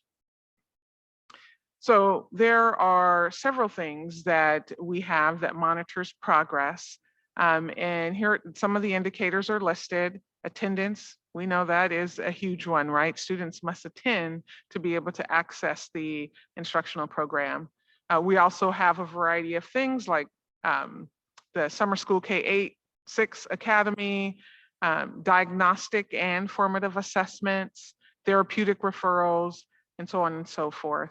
So those are our measures for items that we do our progress monitoring on.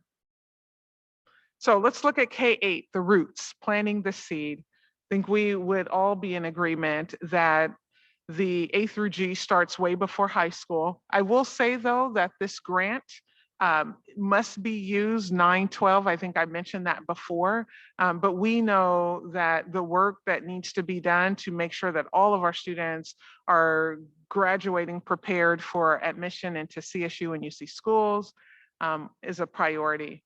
So this DIBELS, Dynamic Indicators of Basic Early Literacy Skills, is an assessment that is given multiple times a year, and it's used to diagnose where students are at, and then to not only deploy interventions, but also to do some groupings in terms of being able to put our resources where the most amount of need is. And looking on this slide, you can absolutely see that we have the 22% above benchmark and at benchmark. So we're at about 45%, which means that we have 55 below benchmark, as well as well below. And so we have a commitment to reading comprehension and fluency, and the assessments and measures and the strategies that we deploy is to help support. And then the next slide also takes another snapshot at third grade mid-year data. Excuse me. This is predictive state test proficiency based on third grade mid-year testing cycle. So that means this is the likelihood that these third graders, excuse me, would go on to pass the state tests. So we're able to see that the percentage of students on track to be proficient on state testing, 29% for English and language arts, and for mathematics, 38%. Again, this information is used for interventions as well as being able to dive deep in with groups of students and identify some of those areas where they're struggling. And then just the other little piece that I want to say before we leave the data slide is that Superintendent Trinnell is committed to building data literacy across the organization, and the work has been happening now for several months to engage in broader conversations on doing deeper dives with data. And I know that item will be brought to you all at some point in the near future, but I just want to say, I know I'm only showing 2 assessments for third grade, but a more comprehensive data set is coming soon. And so we definitely appreciate that work. Oh, sorry. I don't know what I'm checking. So moving forward, the term A through G, as we know, applies to 9 through 12. But of course, as I said before, it's important that that work starts at the elementary and middle level. So as we move forward, some of the items are listed on the slide. So grounding in the Common Core, courses taught by highly qualified educators. I think you've heard the commitment of the organization and the need to make sure that we're able to hire the best of the best. And once we hire them, that we're able to retain them. The multi-tiered systems of support, regular progress monitoring. I think you all have heard me talk before about leading and lagging indicators. And so the more data we're able to use to make decisions formatively along the way, that leads us to take action quickly, is our focus. And then exposure to a college going culture. And this is something that's happening at all the schools. So if you look at it on a multi-tiered system, or thinking that multi-tier for people where that term may not be common, it means where you are increasing the tiers for those who are in need of most support. So the idea that tier 1 is universal and impacts and supports all of our students, and then tier 2 and tier 3 being drilled down and a little more focused on need. And so as you look across this slide, you're able to see those items that are happening across all of our K-8 schools in Santa Rosa.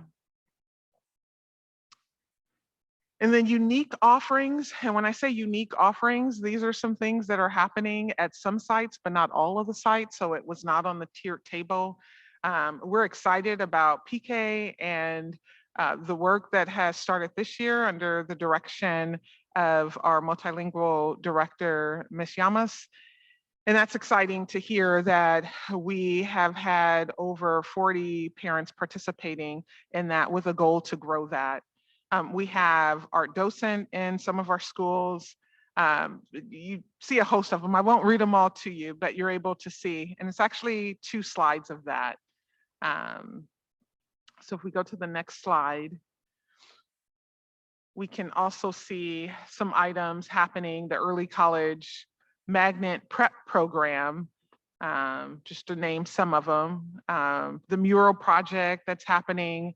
You know, we believe that these items not only create that culture of relationships and richness, but it also helps to then root down into academic success. I think you heard last time when we were here to present about Youth Truth, we talked about the Rooster program and some of that work that's happening. There's a fellowship at the 7th and 8th grade level, and then after school restorative circles. So really tending to the 3 goals across our LCAP, where it's the teaching and learning, it's the relationship, social emotional support, and as well as the professional development.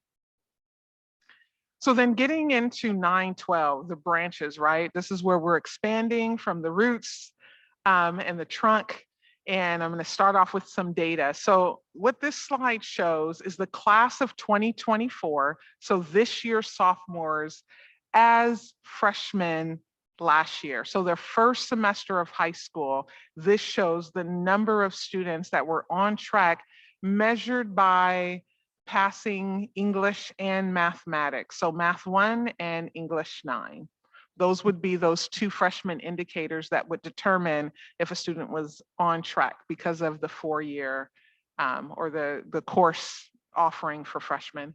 So if you were to look at the numbers, you see the percentages, and we're excited. You know, we learned that we need to celebrate small wins, that there has been growth for the class of 2025 when we compare that first semester of the 9th grade for the class of 2025, we see slight increases. Of course, we're only celebrating loudly when we're at 100%, because we know that even 1% represents a group of families, a group of children, and we know that they all matter. Well, I will say also that the number is also layered, right? Because this represents the total number of 9th graders at each site, and then the number of students on track. We also know, like I said, that there are students who participate in programs and have, a student may have an IEP that suggests a different pathway for them, which would mean that they may not have access or be prepared yet for courses that are A through G, like Math 1, for instance. So just, I want to note that. So the next slide is a new slide that I added. And this just shows the on track with the total 9th graders, the percentages based on the student's ethnic group. I did omit 2 groups because their numbers were so low that I thought that if I showed it, it would be exposing to those students on particular campuses.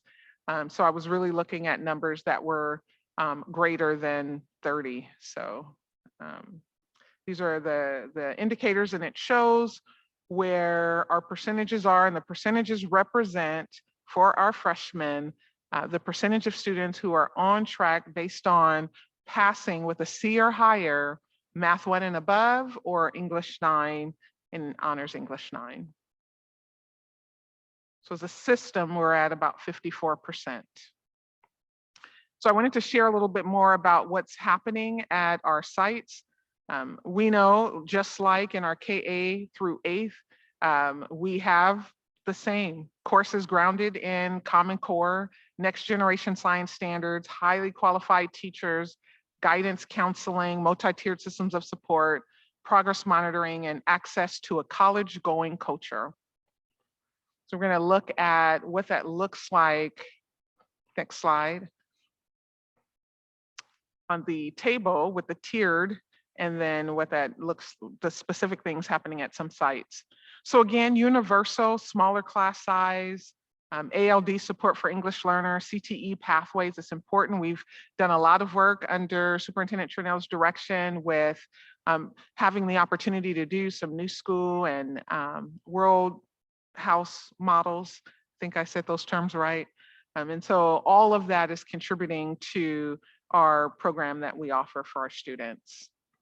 If we move to the next slide, you're able to see more specifically some of those things that are happening at different sites. And where appropriate, we put in parentheses the school, but co-teaching. You know, we believe that students who have IEPs and are in classes that are co-taught, it's the least restrictive, it's more inclusive, and the outcomes are more significant.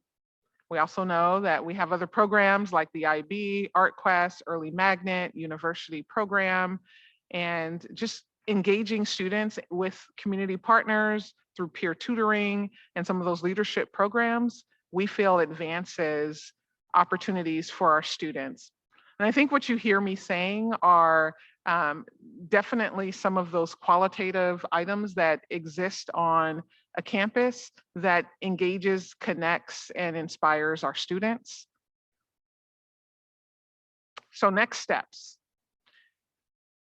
So after the survey, I did a word cloud of some of the frequent words, you know, as the words are listed more than the font of the word grows. And there was definitely a theme around support, understanding, help, mentoring. And so there were 3 key themes across the survey: academic support. And I would say that showed up through frequent comments on tutoring, mentoring, and math intervention. It's the same themes that are also showing up in our LCAP stakeholder feedback meetings. The other one was access to not only CTE courses, but counselors, and for that support. And then accountability, that A through G progress monitoring. Well, we're excited. I know that you all will see that on the agenda in May, but we're excited that Superintendent Trinell has approved our plan to bring forth a data dashboard that allows educators, administrators, and executive leadership to see the data and be able to make data-driven decisions, to be informed by what's happening real time, minute by minute, data that changes daily. So just a few things, learning cycles. So, you know, I showed 9th grade data. You know, this is our group coming in. I'd like to say post-pandemic. I know it hasn't officially been called off, but I would say post-school closures. And so being able to re-engage those students in learning, in assessments, and having that opportunity to connect with their teachers is the first and foremost. Utilizing the funds in the A through G grant to support our students, to be creative with some offerings. Of course, professional development, that continues to be our commitment.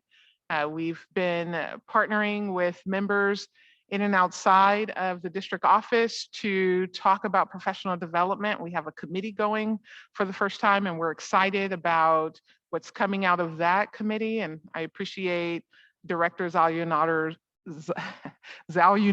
work around that. And then again, the data dashboard, you heard me say early, I'm just excited about it. It's going to allow us to build that data literacy that I first talked about. And then systems.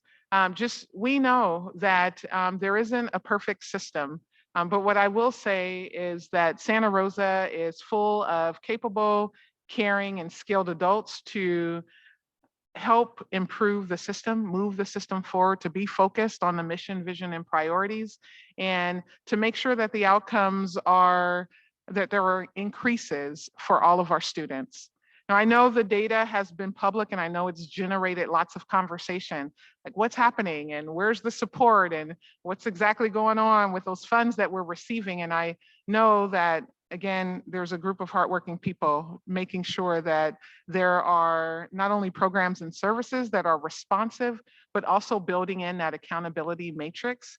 You know, sometimes I tell the team, you know, we have to pause and exhale and realize that schools have only been open for about 7 months now, or not even that.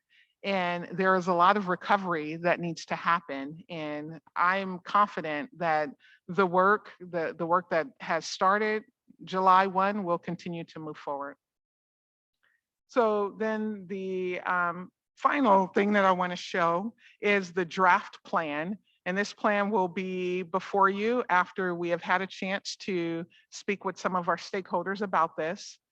But what I wanted to show was the planned expenditures of where we've arrived. The text, it's important to note before that, let me just say that first. The plan asks how we are combining or utilizing or even leaning into the work that's in our LCAP. So you see that last paragraph in the first box that talks about support efforts identified in goal 1 of the LCAP. So secondary math teacher on special assignment, we are completing interviews, I think, today, and hopefully we'll have that person named here within the week and ready to move forward in the fall. The percentage of students meeting CSU and UC requirements when graduating will have increased by 15% over a 3-year period. We're also tracking the number of students completing either A through G or CTE requirements through a data dashboard. At least we will very shortly. Support students in taking A through G courses and qualifying to attend a 4-year university and or some form of high school education. You've probably heard me say before, every student should graduate with a college transcript. And how they achieve that or what that looks like is definitely dependent on the sites, but it is definitely the more equitable thing to do. And then the other bullet, it's okay. We have directors who are focused on building capacity in district leadership and implementing A through G requirements, an ALD rollout, and additional counseling to address the social emotional learning. So when thinking of the A through G plan, and remember, I want to emphasize again that this plan can only be spent on students who are in 9th through 12th grade, so only our high schools are able to access it. Well, after having a conversation and with Superintendent Trinell's leadership, we landed at a place of allocating staffing for math support and A through G course completion. So for Elsie Allen, who is showing with the most significant need, there's a 0.6 allocation for 4 years, and the other 4 comprehensive sites, 0.4 in additional staffing.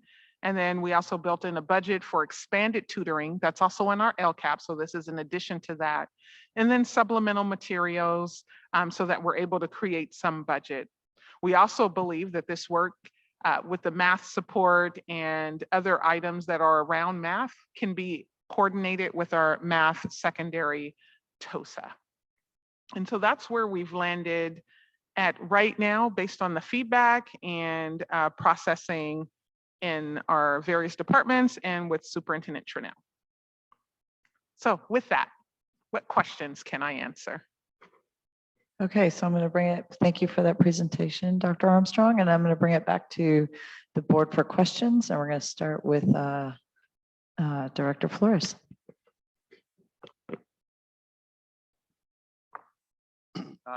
First of all, thank you for that thorough presentation. I understand that this is just it's for high school only, but here are a couple of things that well, a couple of questions actually, this is more of a comment, so I'm gonna hold on to it. Code on slide 22, I thought co-teaching was also available to middle schools, you know? Yes, so the co-teaching model is, oh, and you're saying you didn't see it on the slide listed Right, for it middle said, school? unique opportunities at the high school level, so that's, you know, I just want to make sure that, you know, we do have. It is there, and Okay. we didn't necessarily list every single item, but thank you for pointing that out. Yes, co-teaching is available at the middle level. I know this is, I mean, I know it's not a lot of money that we're getting out of this grant, right? And we're asking for you to do quite a bit. But thank you for focusing on math and English. Looking at the slides that you added here, 54% system-wide of our students are A2g eligible by the end of 9th grade, right? That's what slide number, that was a new slide. That's what you Yes, indicated, as right? our current 9th graders only. That's only looking at 9th grade. Okay, so my question is, what set of systems of support do we have to capture, you know, those students who are not, you know, eligible at that level in the 9th grade? Yeah, so right now that targeted support is happening through either the counseling office or with administration. I know Principal Desideri, I believe that's how you pronounce it, Desideri has talked extensively about the support that they've put in at the 9th grade and how they're seeing results with the number of 9th graders being able to, you know, pass courses and receive the academic support that they need. So I would say that different schools have different plans on how they capture that. And I think one of the things, and they will all admit that, that's been missing is that data piece so that they're able to quickly respond, you know, as we're coming out of the pandemic and we know that A through G was a new requirement coming from the board. There hasn't yet been a data piece that serves as an early warning system, or at least an indicator that principals or directors could access that would give them the information about their students off track. You know, it would definitely show up when it's time to report that data in CalPads as seniors, but thinking of that early work, even some of those preventative methods weren't there. So that's what I would love to see here, you know, a system in place where we capture that information. Yes. And what set of services we're providing in terms of counseling, tier 2 and tier 3 sort of Yes. interventions, right? To make sure that they don't fall through the gaps or through the cracks, right? So that was pretty telling in different schools, right? So obviously, you know, if we're thinking equitably, some schools will have to receive a little bit more support than other schools. Yeah. But this is something that I would really, really urge, you know, the school board and the district to look at to make sure that we capture those students who are not at A through G level by the end of 9th grade. And what data do we have at the end of 10th grade? Yeah. And what sort of support services do they receive by the end of 10th grade, right? So Right. this is more of a systemic issue that, Yeah. you know, just once it, you know, the 9th grade and then again 12th grade. And then going back to in 3rd grade, right? So the same idea, back with the predictive state task proficiency that we have. Do we have that in 4th grade, 5th grade, 6th grade? Do we track that information to make sure that we're capturing students at every single level and what sort of tier systems we're implementing? So that way we become a little more nimble and we can change with the need of our students, right? And I know I'm asking for this guy here, right? But I mean, that's something I would love to see in our presentation in the future to make sure that we're capturing those kids after 3rd, 4th, 5th, and 6th grade. Yes, and just to add to that, that's definitely been a conversation that we've been having in educational service. And the other thing that, you know, as a person coming in from the outside, one of the questions that I've continued to ask my ed services team is how we track data on our from our client schools, right? So we know that Santa Rosa High School District serves Santa Rosa elementary schools, but we also know that there's 8 other districts. And so right now, there isn't a way to capture that data to show, it from the students coming in from different sites. Are there some indicators on there that shows who's, outperforming or underperforming, and how it fits in with the rest of the work that we're doing, how they blend in? And so that's also something that our data dashboard will be able to Right. capture. I mean, there's not much we can do with our feeder schools, but I mean, there's so much we can do with our own, elementary age students. Yeah. This is a pet peeve. As a school counselor, we don't use the word school guidance counselor anymore. Okay. So I just want to make sure that we rectify that as a school counselor. We haven't used that since 1974. Lastly, let's see. Actually, that's all I have for now. Thank you. Thank you. All right, next up, we have questions from Director Medina. Thank you. Well, first off, thank you for the presentation. My first question was on the budget slide, which I don't have in front of me, but I just want to confirm those figures at the end. Those are for the 4 years, right? That's not a per year figure, For the correct? 4 years, correct. Okay, and so that means, if I recall, I think the tutoring, it showed like $25,000. That's for 4 years, so that's about $6,000 per year, I assume. I just want to say, like, what does that look like, $6,000 a year in expanded tutoring?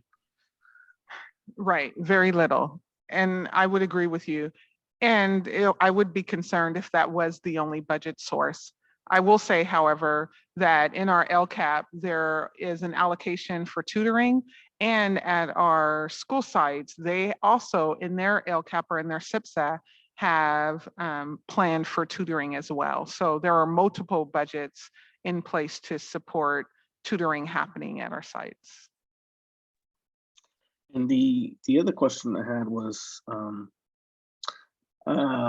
around parents. I feel like, the issue as a whole is a community issue, and the engagement of parents. I did see that you mentioned BK was a part of like some schools. I'm just curious what schools or how many schools is BK getting engaged in?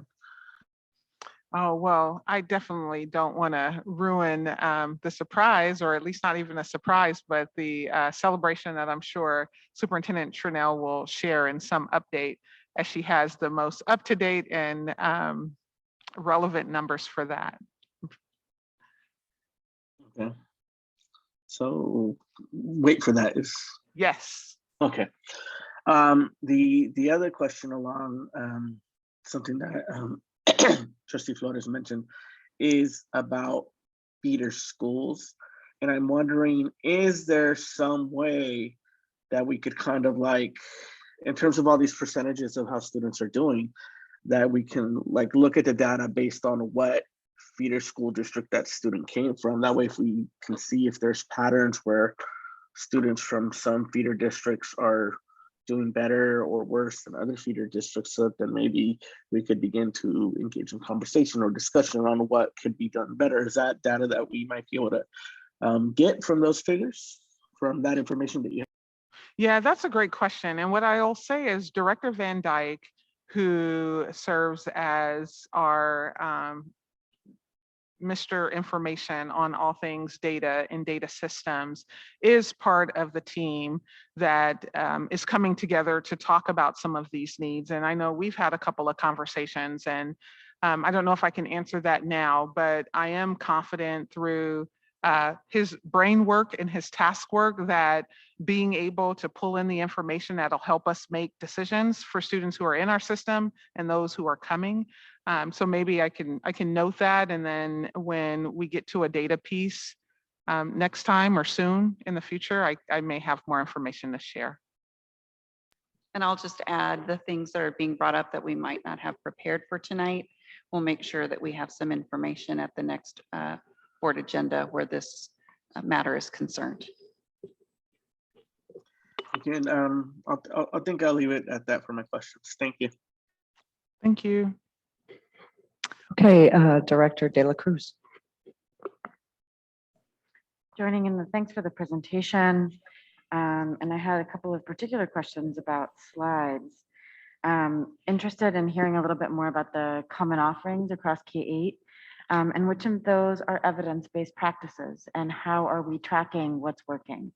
So I appreciate that there's kind of a menu here, but I'm interested in figuring out how we know what's working so that we invest more in those practices. Yeah, and that's a great question. And I would love to be able to share a report that shows some type of matrix where we're able to look at positive outcomes and those that are in need of fixing or intervention. And we don't have that information. And I think one of the things coming off of the pandemic, and like I said, it's been a priority, building data literacy and access to data.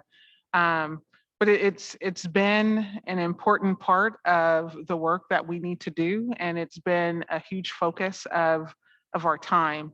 And I know that some of those are, maybe it's anecdotal, right? We can have a principal say, yeah, that's working, and I'm getting positive outcomes, but without a data source or being able to see an increase in achievement and being able to unpack that and see, who's benefiting as a result and what happens when a student is making progress, and what those conversations look like and those interventions, then I just don't know if I can answer that in a way that I would without having that information.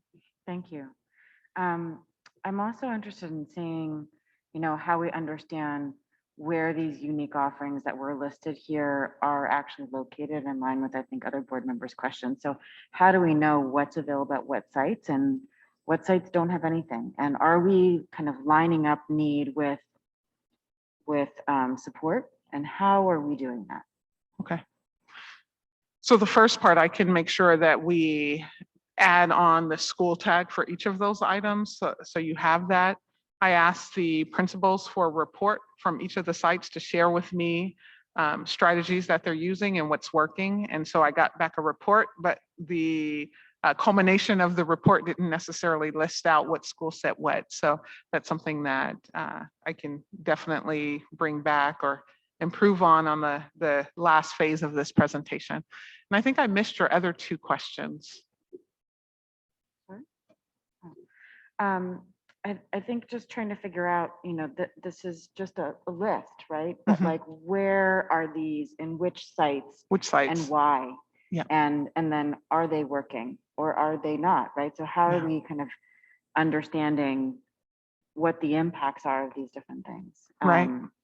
And then are these kind of tier 1, tier 2, tier 3? How are people moving between them? Like, what are the criteria that we're using to actually move kids, from one tier to the next? And why are certain things related to what that child needs at that site? Yeah, and I know you all may be tired of me saying this data dashboard, but I mean, it really is a powerful tool. And of course, like any system, you get out of it what you put into it. But when looking at the numbers, for instance, at, let's say, LC Allen, and we look at the percentage of the students who are on track with A2g, without having information on, how often are they accessing their counselors? Are they accessing tutors? Are they involved in any type of after-school activity or a club where they're getting some reinforcements? Without having that comprehensive data set, then we're really making guesses, right? And so that's why I hesitate to make some big claims about students and student groups.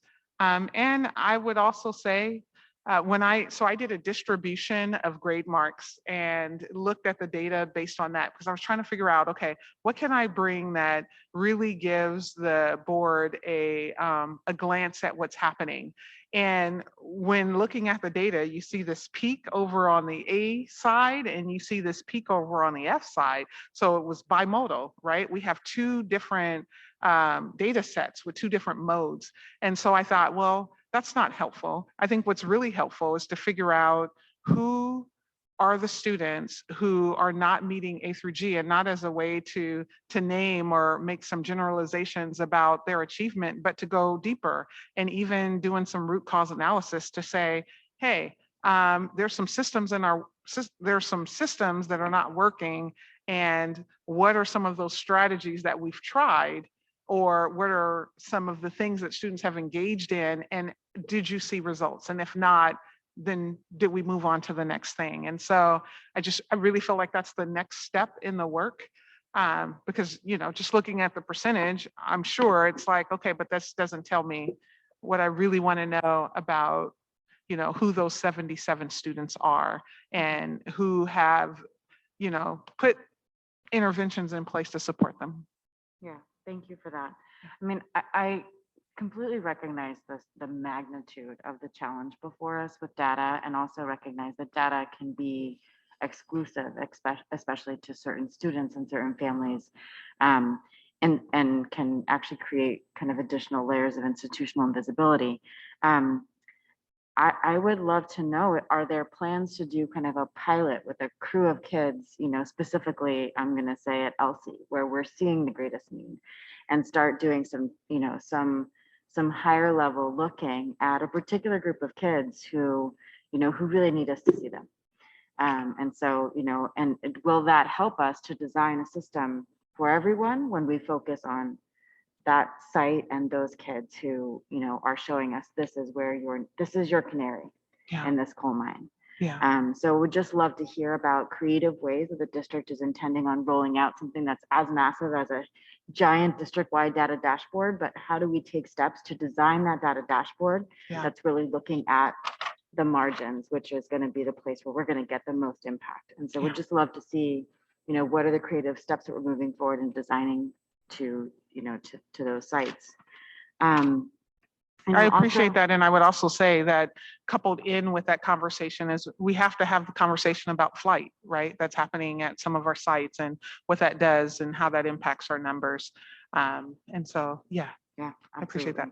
And similarly, a smaller pilot that's focused on a particular cohort of kids that are chosen for a specific reason because of their existing marginalization that they're experiencing in our system, right? That would allow us to capture questions around flight, questions around what's working, questions around, how do we design an evidence-based system that tells us more than, what we're able to get from anecdotes and Just the last thing that I want to add, because I definitely, any opportunity I have to celebrate our administrators and the hard work that they're doing, I'll take.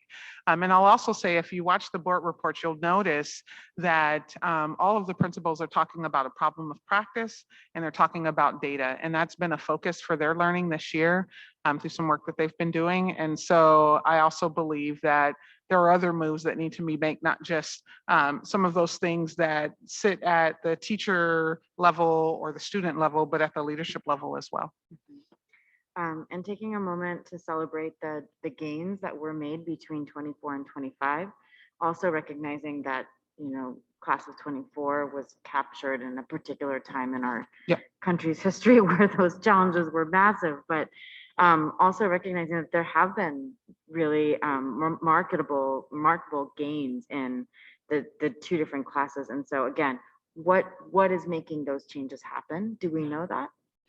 Yeah, well, from the principal perspective, many of them will tell you about, if they were sitting here, they would tell you about their focus on the 9th grade class and the wraparound services. Some of the items that have come up with Panorama, I was speaking with, again, Principal Desideri, who was talking about how she met with her principal advisory council and had a conversation about the sections and was brainstorming ways that they could use the support for not only students who are in need of math support, but for others. And she was saying that the team leaned heavily on the youth truth data and to use that as a piece. And I think that's one of our hopes, is that our leaders are accessing multiple data points to be able to figure out those next steps. I'm not sure if that directly answers your question, but. Thank you.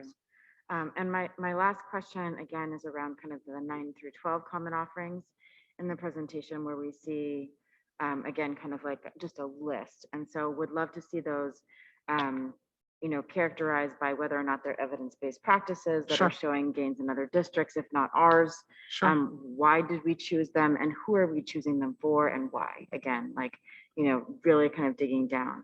And I would just say that, I am definitely receiving feedback from from students and from families that say ALD support means pulling my kid out of a class, hooking her up to a screen and a headset where she's by herself listening to somebody else speak English. That is not ALD support for English learners. That, Right. Is grounded in evidence-based practices that I know of. Yeah. And so, I would really love to be able to kind of truth what's actually behind these things on our list, so that we can be really specific about where we're focusing our investment. And then as promised, my last question is on the survey feedback. So hearing that those are the themes that people told us about, I, again, would love to see how are our offerings meeting these themes, right? How are we lining up to what people say that, whether it's through Youth Truth or through other surveys, how are we showing, okay, this is the feedback that we got and this is how we're meeting those needs. Right. And again, why we chose those certain things. Thank you very much for your work. It's big, it's huge. Okay, Director Fong.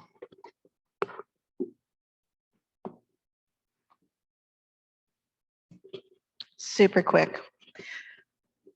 Where are we on creating A2g Cte courses? So specifically, is there? Do we have CTE courses that qualify as A2g? Yes. Are we creating more? I would, if Debbie was here, I think she would be nodding enthusiastically, saying yes. I think, I don't know if I'm prepared to list that out or speak to that or what's planned for 22 or forward. But I can definitely say that that's definitely a yes to the CTE A2g. So we will keep pursuing this. I know we are looking at this and it's important. The second question is, on your slides, there are a lot of programs listed, a lot of interventions listed that we all do, or some schools do some and some schools do others. Some schools do really well on some of those interventions and some schools don't use them as much. Just depends on who's at that school and what that school needs. When we're looking at our budget, right, and we're looking into compensation for our staff and the kinds of folks we need to hire and, people on the ground to really be with the kids, how do we measure the effectiveness of these programs, some of which are very expensive? How do we do that? When do we do that? Well, I can definitely say this year, we are engaged in a process of reviewing programs and services. We're doing that through the LCAP process. So the directors and I meet weekly and we have conversations about where our funds are going by the goal areas and those actions. What data we have to support it. I think you've heard me say, and I think we know that, we need to increase our options or not even options, but just increase our data literacy and access to data as a system. But I would say that it's a process that we're engaged in weekly, talking about programs and services.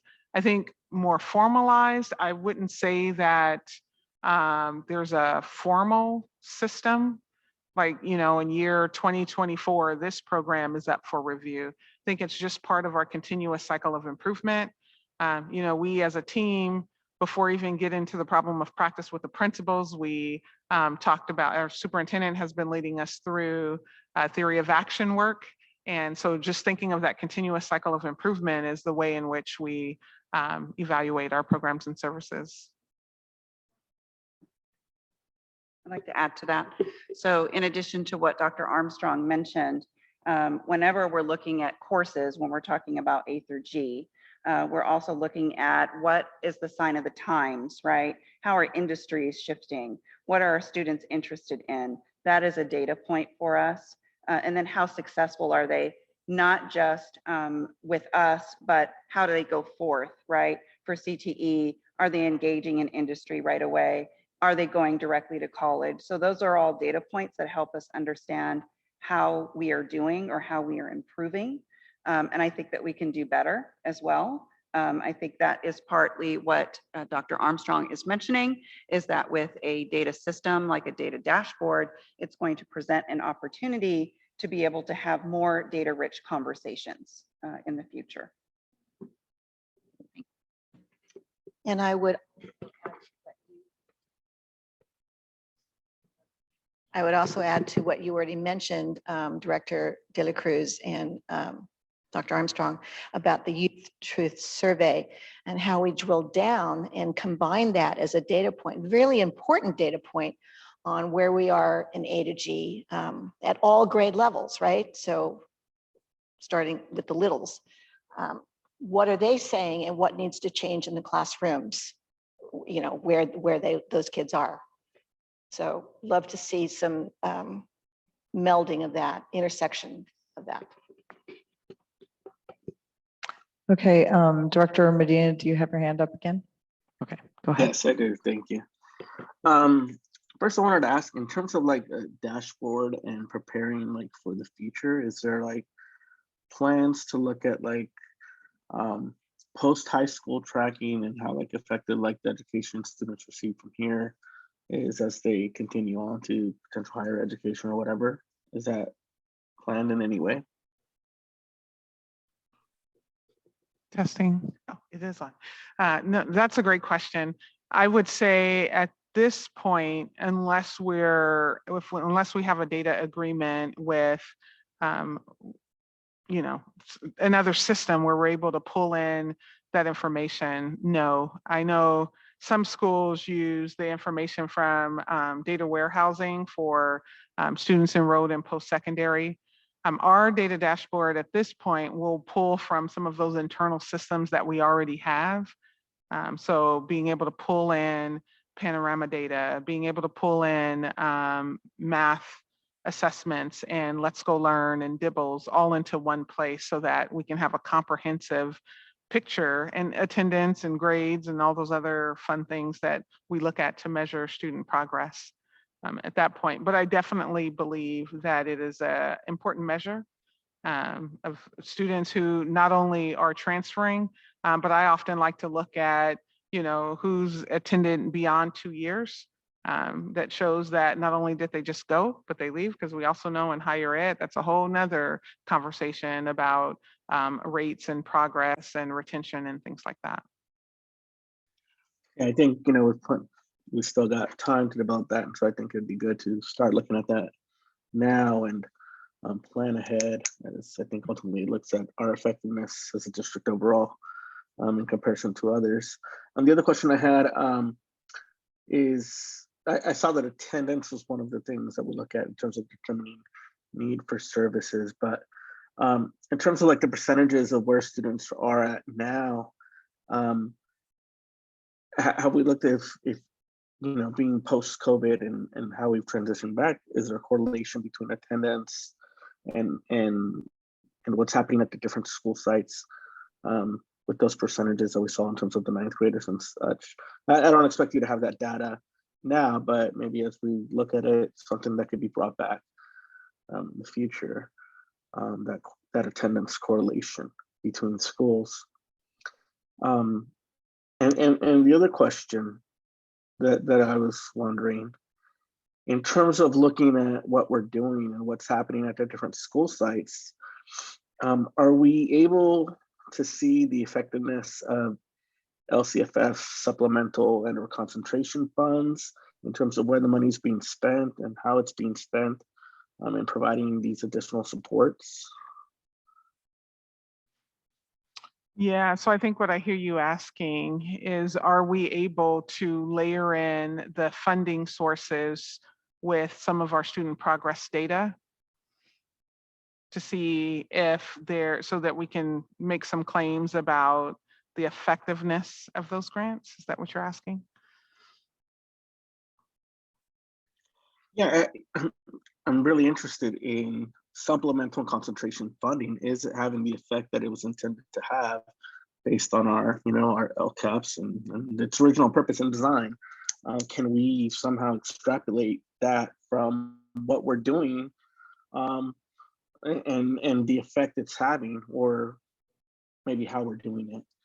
I'm just kind of interested in what's happening with the money. Is it doing what it's supposed to do? Yeah, no, I appreciate the question, and I'm going to be somewhat facetious when I answer and say, no, it's not. That's why we're having a conversation about improvement. I mean, when any time we have half of our students failing or half of our students not on track to meet standard in a particular grade level, or, in some cases only, a third of our population able to early say that they qualify for UCN and CSU admission, I would say that's a system that is in need of improvement. And so, I imagine, I realize that, again, if I'm, I lead out with that, but I also say that I'm hopeful and I'm encouraged by the people that you have leading this work into the future. And I think that the conversation on improvement and failure will change quickly and drastically over the next couple of years. But right now we need to call it what it is. And no, some systems we have, some funds we have, it's, it's not moving the needle. Thank you. I appreciate that answer. That's all I had. Okay, I'm going to ask for if there's any public comment on this, or do we do that on discussion item? Mhm. Yeah. So is there any public comment? Are we going to Zoom public comment now? Yes, because I don't think we have any here. Okay. If there are any members of the public joining us via Zoom who'd like to comment on this item, please raise your hand. And Ashley Bell would like to comment. And just a reminder, we have a 2-minute limit for comments. Hi, Ashley Bell, Santa Rosa High School. I just, before I start, I have to say, when they say 22% of students are on track for A through G, they mean that 70-something are not on track to graduate. And that has not been brought up. But I'm back to speak again because I spoke a few months ago at a board meeting and I was approached by multiple students in our school's hallways afterwards. The students weren't my own students. The students came up to thank me, which surprised me. After listening to my speech, they said that they had finally felt heard, that no one seemed to be listening to them, that it was like screaming into an abyss of Zoom nothingness. A through G for all is not working. They're stuck, and that's why I'm here tonight. We cannot be so scared of social perception that we do not prioritize the needs of our students. A through G for all sends the message that the only right way to be is at a university for 4 years directly after high school. It devalues all different types of work that serve our community, including the work of our parents, our friends, our grandparents, our aunts, and our uncles. Those jobs, the ones that don't need 4-year degrees, are honorable, important, and well-paying jobs. When we say A through G for all, what we mean is that the JC is just not good enough. What we mean when we say A through G for all is that trade schools aren't good enough, beauty school isn't good enough, going to work right away isn't good enough, working for your family business isn't good enough, taking a gap year isn't good enough, and that anything other than going directly to a 4-year is not good enough. How does that celebrate the diversity of spirit, dreams, and skills that I see every day within our students? But what is our solution? We need to have an off-ramp for students who do not wish to pursue a 4-year college degree after high school. Maybe that looks like A through G for all freshman year, and then a choice for students and their parents sophomore year and for the remainder of high school. Our students are not engaged, they are frustrated by the system, they are processing the pandemic, and they are not able to reach higher than necessary to complete high school graduation requirements for classes that the state doesn't mandate.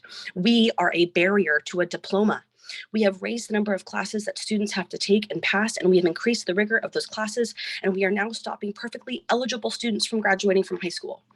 Last year, I had this conversation with a former member of my site's admin about the value of work where a 4-year degree wasn't required. And he asked me, is that what you would want for your son? And my answer was, without hesitation, yes. I want my son to pursue what makes him happy. Please give. Ms. Bell, unfortunately, you've reached your time limit. We do have other people to comment, and next is Sheila Walker.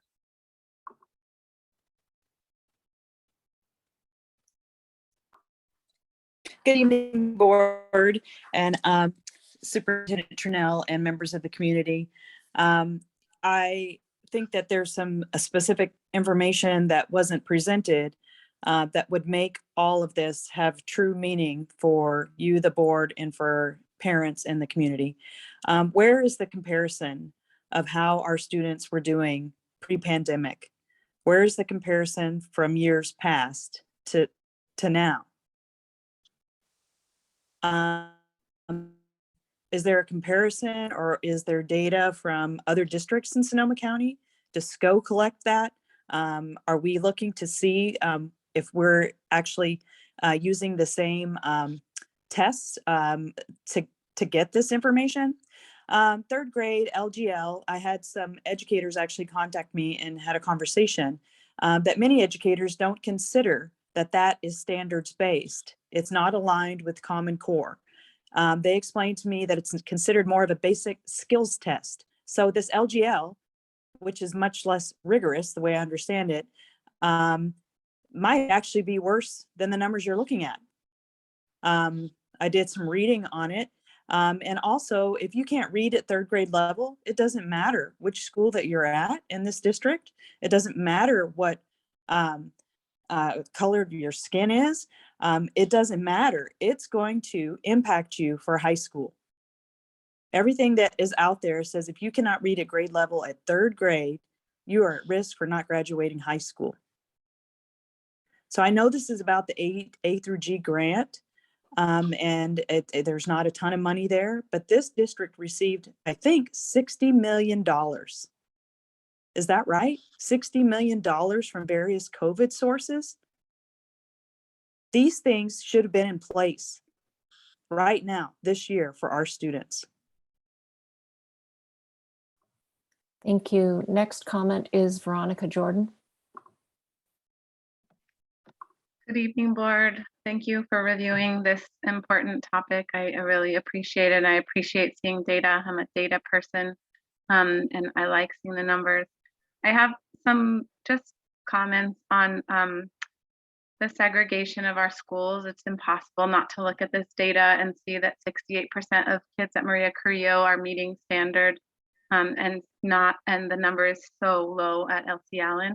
And we all know, in the depths of our hearts that we are working within a segregated school system, that the west side of the highway is inferior in every testing score. And that doesn't mean we are inferior in any way as humans, but that we really need to come to truth with the segregation of our schools.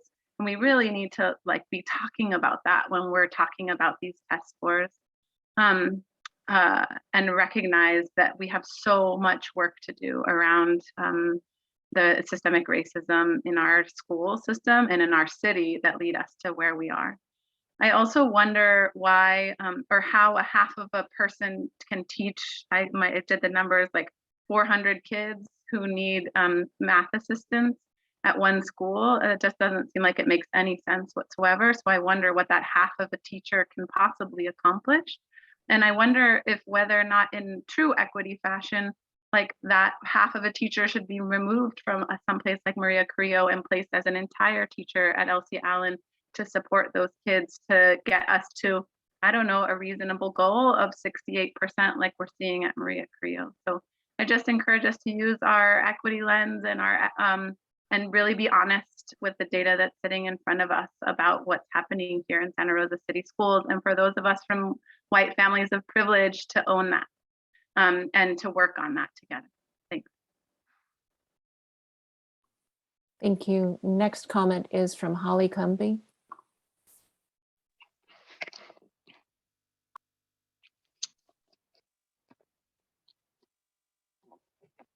Can you hear me? Yes, we can. Okay, good. Okay, so back again. As was stated earlier, A to G support starts at kindergarten. So this is why I would like to request that all elementary sites have a full-time intervention teacher and full-time TOSA to support the A to G requirements later on. Our site budgets cannot support a full-time intervention teacher, but we need more reading and math support, as you all know. Additionally, how many teachers would be interested in taking a 60% position?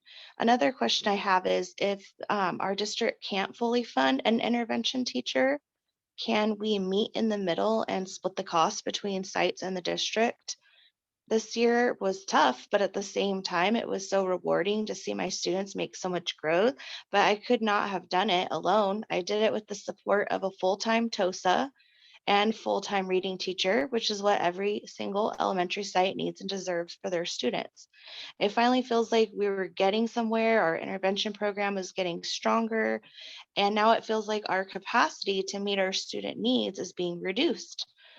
Because we'll have our TOSA 2 days a week versus 5 days a week. And we're being told that we won't have a full-time reading teacher. We have data that our intervention program is working, but we know we can always improve. I also heard tonight the district's committed to providing supports for students. So why are we still seeing combos at many, if not most, elementary sites? Large classes, less TOSA, less intervention, computer programs, tutoring, summer school. It's great, but it cannot replace high quality intervention teachers. If you would like to know more about how our district can support students, please visit us at lunch or even after school. We would love to chat, because getting information from LCAP surveys is great, but it's just not the same as getting firsthand accounts of how a site is doing or how it's being impacted by decisions being made. Thank you, Ms. Cumby, and there are no other hands raised. Okay, I'm going to wrap up the discussion here on E3, and we look forward to more information. I know we're just getting started on this, so we obviously have some work to do, but thank you so much for the presentation and for the thoughtful discussion from all. All right, we are moving on to formally E3 and now E4, action item resolution for classified school employee of the week. And I will turn it over to Deputy Superintendent Rick Edson. Members of the board, excuse me. Tonight, we're bringing forward Resolution 2021/22-50, a resolution recognizing Classified School Employee Week. The week of May 15th through 2022 is designated as Classified School Employees Week. And I'd just like to say before I turn it back over to the board, our classified employees are invaluable to our organization, not only at the district office level, but certainly at the school site level, where we know that a classified employee is generally the first person a parent or student sees when they walk onto campus. They're there making sure facilities are clean and safe. They're helping parents and students with questions from everything from, owies on the knee to bigger issues at school sites. We have some phenomenal classified employees that work for Santa Rosa City Schools in all different facets, supporting the day-to-day mission of educating children. I'm very proud of our classified employees. And with that, I am honored to present this resolution to the board for consideration. Great. I'm going to say before I open it up to the board, I will say that when I started my teaching career, Joanne Jump, who was the main office admin at Pioneer High School, she saved my life on a daily basis, I swear. And I'll never forget the day that I was walking around the first week of school during my prep period, and I got pulled down to the office because I thought I was cutting class. And they didn't realize I was a new teacher. And when I walked in, I was mortified and embarrassed, and I just didn't want to fight it. And Joanne Jump was just like, "Oh, come here, sweetie."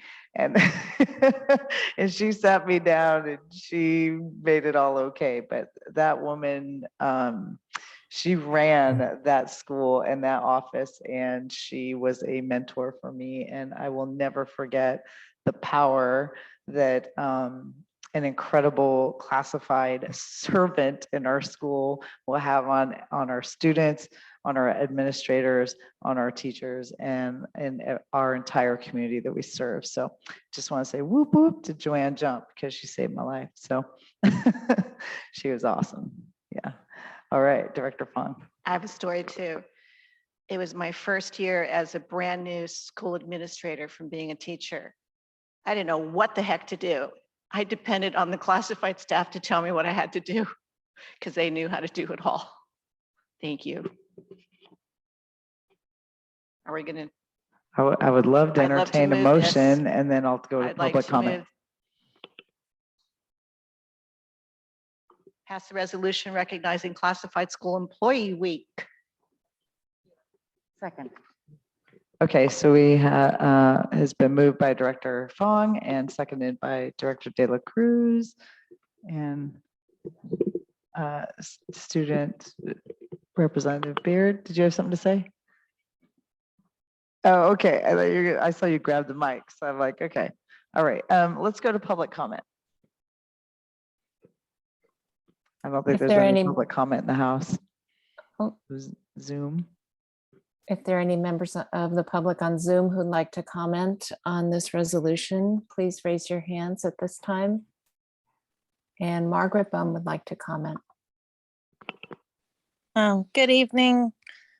Sorry. Tonight you're voting on an appreciation week for our classified staff. Our classified staff are essential to running our schools. We rely on them for student safety, feeding our students, testing, translation, instruction, behavioral management, childcare, tutoring, and literally 1,000 other things.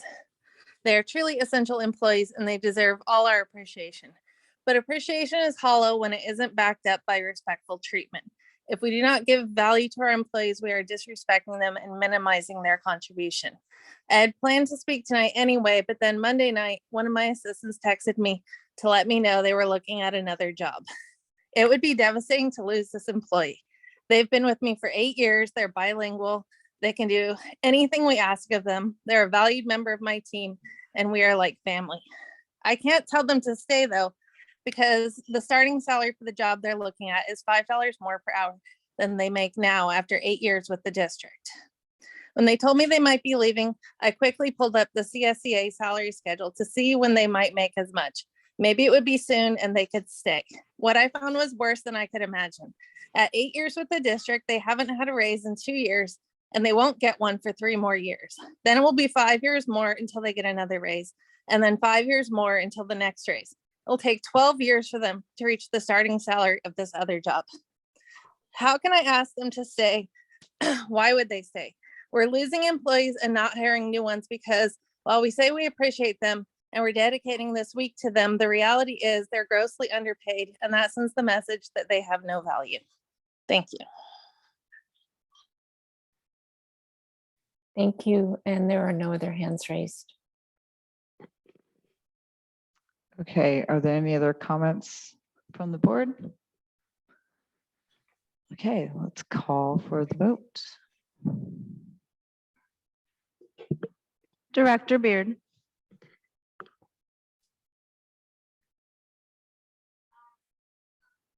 Director Fong. Director De La Cruz. Aye. Director Manieri. Aye. Director McCormick. Aye. Director Flores. Aye. Director Medina. Aye.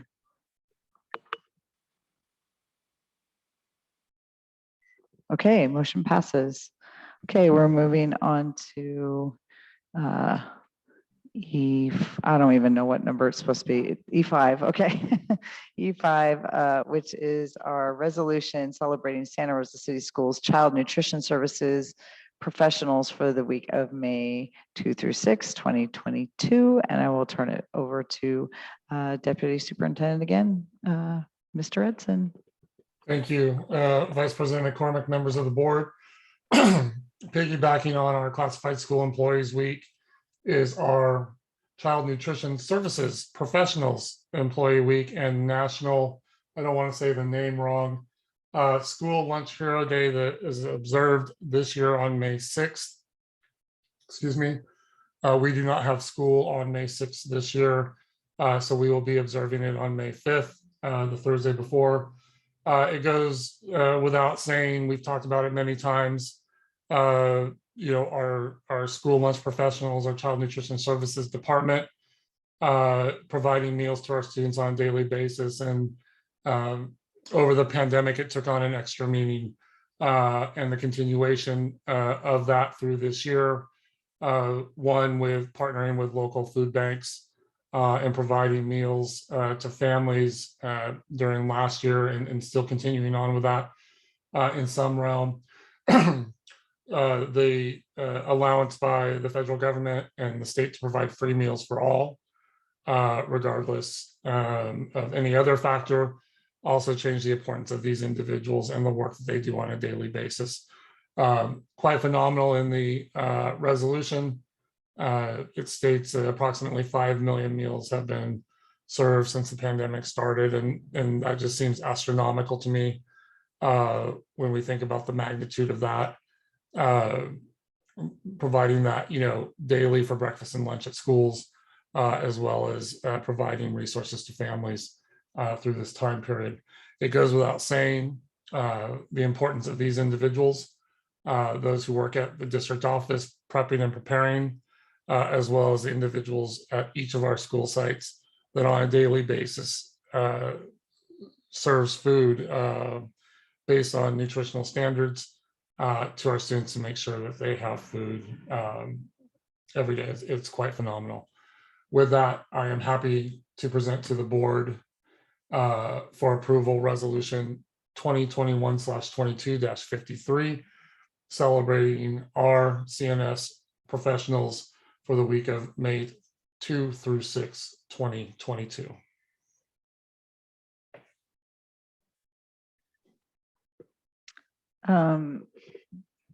Does Director Burke want to say anything?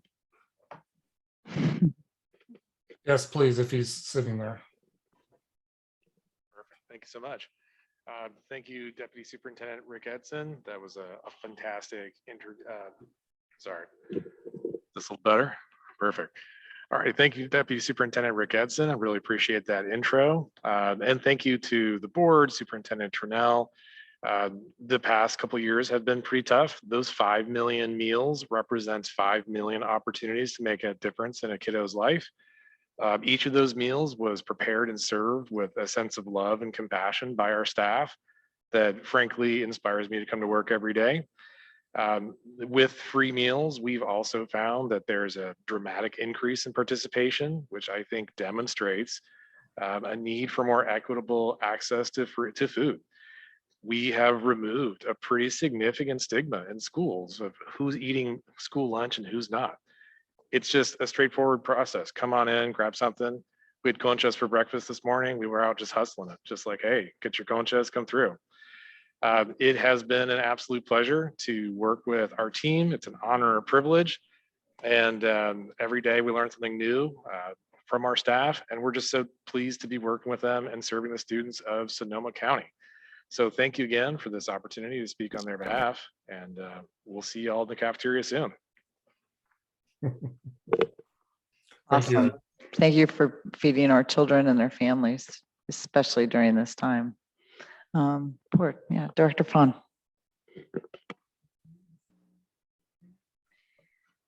So when I get to go out to schools, I always try to go through the lunch line and meet the folks working there. Phenomenal. There hasn't been a time when I wasn't impressed with, number one, how they got hundreds of kids through the lunch line in just minutes, maybe 10, 15, but minutes. They were all sweet. They're all proud of their work. They were just efficient and pride in serving kids. Just thank you. They do a wonderful job. And, again, during all the deliveries you were doing during the summer with your staff and working late, they all just rose to the occasion and to the challenge. Super appreciation. And yes, it's also classified employee, right? And we're all trying to figure out how to pay folks better. So we're all in this, we're trying. Thank you.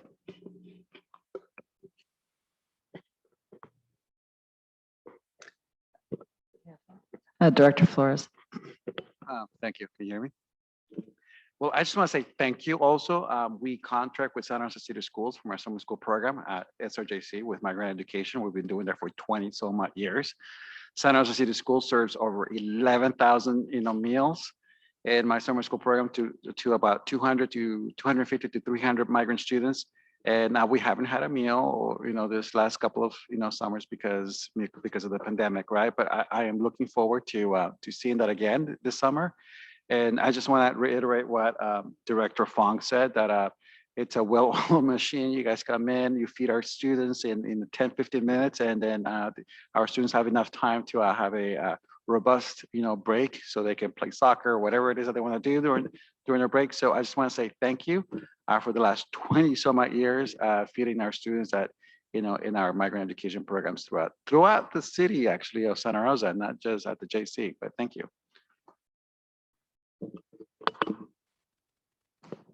All right, let's go to public comment. If there are any members of the public who'd like to comment on this item celebrating child nutrition services professionals, please raise your hand.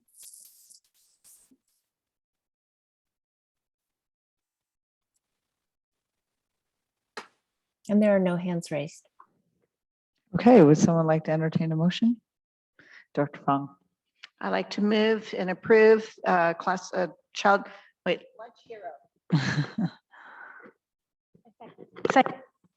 Second. All right, motion by Director Fong, second by Director Manieri. Call for the vote. Director Beard. Director Fong. Director Manieri. Aye. Director De La Cruz. Director McCormick.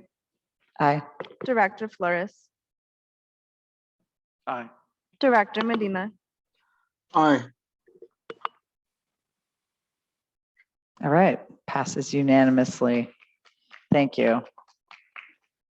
All right, moving on to E6, action item resolution for Teacher Appreciation Week. Gosh, we have so many people to thank right now and appreciate. So with that, I will turn it over to Dr. Armstrong. Perfect, thank you. And I also brought a special guest with me who is going to join in this presentation. Thank you, Madam McCormick, trustees and guests. I'm here to celebrate the Week of the Teacher. That is the first week of May, and I'll speak broadly, and Director Van Dyke will speak more locally.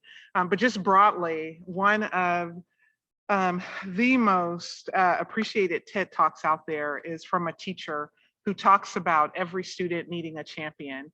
And I know the passion, the hard work, the dedication that many of our teachers deploy every day on behalf of students. And I will say that all of the work that we do in educational services is to protect the classroom, that space, so that the learning environment is rich and that it's safe and it's a space that can be brave for students who visit. And so we appreciate the advocacy of SRTA's president, as well as the leadership from our superintendent and cabinet team, all in support of advancing student learning on behalf of our students. And I'd like to say that one of the things teachers don't often get to hear is how they impact the lives of students. Some of the most impactful things have been students that have come to find me after having been my student 20 years ago. And there's a certain educator in our district who I'm pretty sure is going to outlast us all. And that's Ola King Clay at Rincon Valley, who has been teaching, I think, forever and a couple of days. One of my fondest memories actually is with her at the Museum of Tolerance. One of the ways that teachers go above and beyond is to take time out of their own professional day as well as weekend to go and learn about how the world impacts and how the world impacts everybody. So that's teachers are a phenomenal group to work with.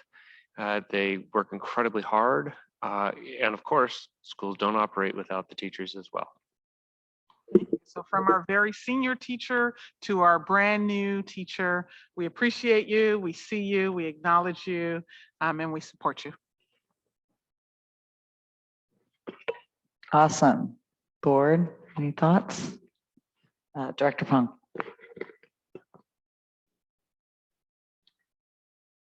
As a principal, kids would come into my office because they were sent in or they had bad grades or whatever was going on with them. And they were in trouble or something. Inevitably, they would say one of two things. My teacher hates me, or my teacher loves me. It was always about that teacher. And pretty much, if they felt that teacher loved them, they were doing great. Even if they were failing, they still feel great about that classroom. And the teacher never hated them, of course, but they felt that. And for whatever reason, whatever, traumatized kid, whatever, teachers can reach all kids. And teachers, I know it's just you're giving and giving and giving, but that is the profession we have chosen. And it is so special. And there's a special place for teachers.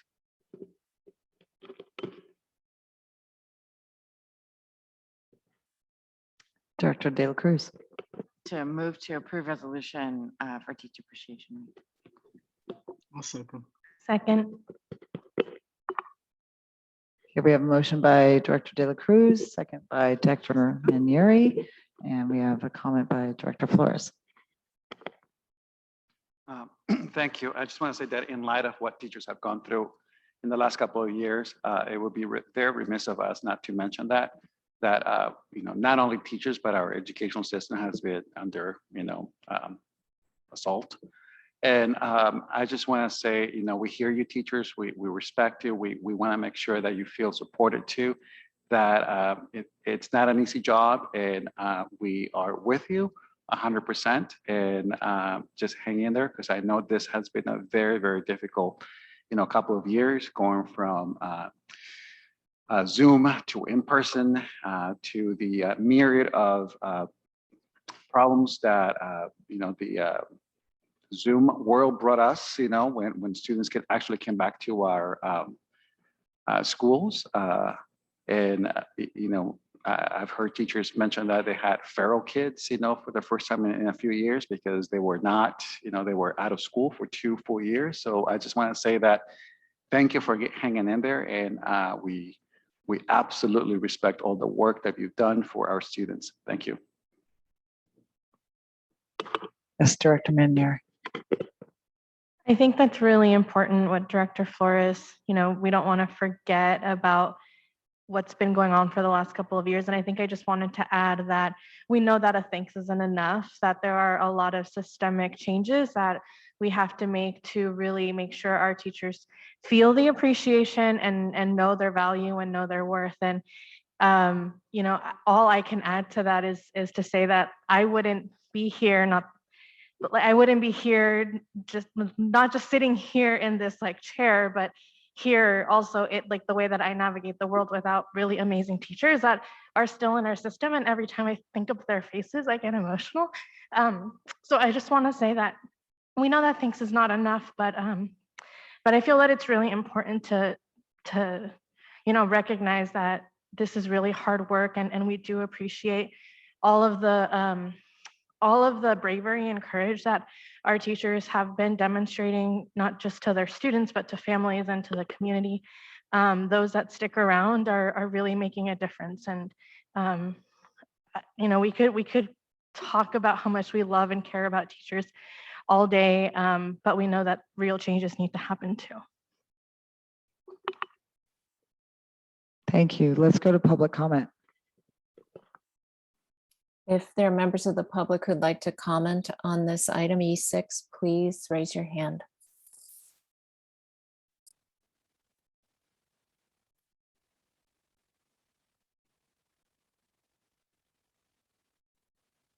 And Karen Wagner would like to comment. Hi, good evening, everybody. I would just like to say, as a classified employee of the district for, well, I'll be going on 20 years in September, but our teachers they rock, and we really do need to support them and honor them. So I'm glad that you are doing this resolution tonight, and thank you. Thank you. And there are no other hands raised. Well, as we bring it to a vote, I would like to say that I appreciate our teachers. I was raised by the teachers in this district. I've been a teacher in this district, and I'm currently still a teacher. And what you said about the last couple of years, it's been unreal and unlike anything any of us have faced in our careers, educators. And I know our teachers are exhausted and stressed and just spread like not enough butter across a too big piece of bread right now. And, but I want our teachers to remember the power of influence that they have, not only on the students in their class, but their students that have come through their class and their colleagues and our entire community. You really do have an incredible power of influence, and people need that so bad right now. So if there's any way you can muster any more energy to finish this school year off and then rest and recover, please do, because you guys, you're doing the work that this world needs and this country needs and this community needs. So thank you so much. And with that, let's call for the vote and appreciate our teachers. Director Beard. Director De La Cruz. Aye. Director Manieri. Aye. Director Fong. Teacher heroes. Yes, aye. Director McCormick. Aye. Director Flores. Aye. Director Medina. Aye. Fantastic. Okay, yes, thank you, teachers. And speaking of our teachers, many of our teachers have had illness and stress and strain, and we have relied heavily on our guest teachers and our substitute teachers. And if people are out there and interested in being educators, we need substitute teachers. Please come help us and support our teachers. So item E7 is a resolution recognizing our guest or substitute teacher appreciation in May 2022. And I click on my agenda. Who does this one go to? Oh, Assistant Superintendent Shepherd. Thank you, Vice President McCormick, members of the board, Superintendent Trinnell. I have the honor to submit to you this resolution recognizing our guest teachers. These are unsung heroes who step into the space to relieve our very hardworking teachers when they have need to be absent. When I first got to the district, one of the first questions I asked was, where are we with our guest teacher count? Because as you know, the pandemic has had quite an effect on staff. We had around 35, and so 35 total that we knew. So Tammy Afonso, our coordinator for substitutes, has been tirelessly working nights, weekends, and I'm proud to say we currently have over 186 guest teachers. So that is due to her work. Many of our guest teachers regularly work in our schools. Some have served for more than 25 years. So just some facts, many have served, 30% have served more than 10 years. So we were able to get a bunch of them to come back, and they have currently covered over almost 5,000 assignments this year. So it's truly a tremendous effort. And we would be lost without them. And so for your consideration, we'd like to have this resolution and thank them for all the hard work that they do as an essential part of our educational team. Excellent. With that, I'd like to open it up to the board.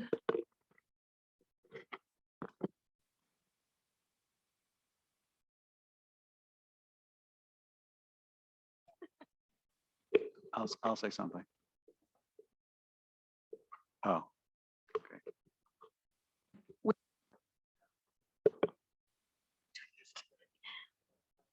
I think you're on. It's blue. We really thank these folks who are very special, who come in, and it's a tough job. It is really a tough job. And I'll just say one person's name, although he's representative of all the folks who come to us guest teaching for so many years. And Montgomery will know this. And Catherine, would you please convey this to the Montgomery teachers in honor of Dan Ramage? Thank you. Director Flores. Well, I was just going to say that it's not an easy job. So I just want to reiterate what Director Funk said, which is we need subs, we need those guest teachers. It's kind of a thankless job sometimes, but we couldn't do this job without without you. And I just want to say that we do appreciate all the work that you do. We see how difficult it is, and we want you to please, become our sub teachers or guest teachers, for here in San Jose City Schools. And we do appreciate all the work that you've done. And for those retired teachers that came back, a million thanks. Thank you for doing that. All right. Okay, let's go to public comment. If any members of the public would like to comment on this item E7, please raise your hand.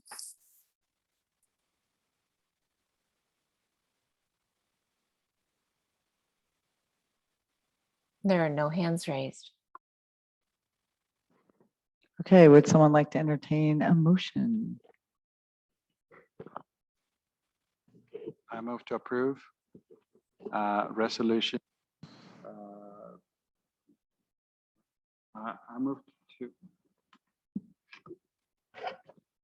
I move to approve resolution recognizing guest sub teacher appreciation in May 2022. Second. All right, and before we call for the vote, oh, did you get that? Motion by Director Flores and a second by Director De La Cruz. And I was literally at Thanksgiving dinner with my family, and I've got a bunch of nieces and nephews that are entering the workforce for the first time post-college, and a couple of them kind of were like not really knowing what they want to do and coming out of a global pandemic and everything's mixed up. And so I was like, we need substitute teachers. And my niece actually has become a substitute teacher in Tracy public school system and is loving it and thriving. And so anybody out there listening, it's a great way to serve your community and you might really enjoy it. So come on out and help us. So that'd be great. All right, let's call for the vote. Director Beard. Director Flores. Aye. Director De La Cruz. Aye. Director Manieri. Aye. Director Fong. Director McCormick. Aye. Director Medina. Aye. Awesome. Thank you, substitute teachers. All right, moving on to our F items. Good night. Moving on to our F items. Do I have a motion to approve items F2 through 5? So moved. Okay, Second. moved by Director Medina, second by Director De La Cruz. Call for the vote. Director Medina. Aye. Director De La Cruz. Aye. Director Manieri. Aye. Director Fong. Director McCormick. Aye. Director Flores. Aye. Great, thank you. Okay, moving on to G1, approval of the minutes of the regular board meeting held on April 13th to 2022. Move to approve the minutes as presented. Second. Motion made by Director Medina, second by Director Flores. Call for the vote. Director Medina. Aye. Director Flores. Aye. Director Manieri. Aye. Director De La Cruz. Director Fong. Director McCormick. Aye. Okay, great. On to H. Do we have any board member requests for information? Dave first. Thanks. I'd like to just ask for an update on taking into consideration what we talked about today with Asian American Heritage Month and recognizing that when we have ethnic studies in place, we won't need to think about curriculum for specific communities on their month. So I'd love an update on ethnic studies and/or an update on where we are with pushing out curricular plans for those months that we do have resolutions supporting specific communities and their history. Thank you. Anything else? Yeah, I'd like to have an update on the ELAC presentations. I know that we received a few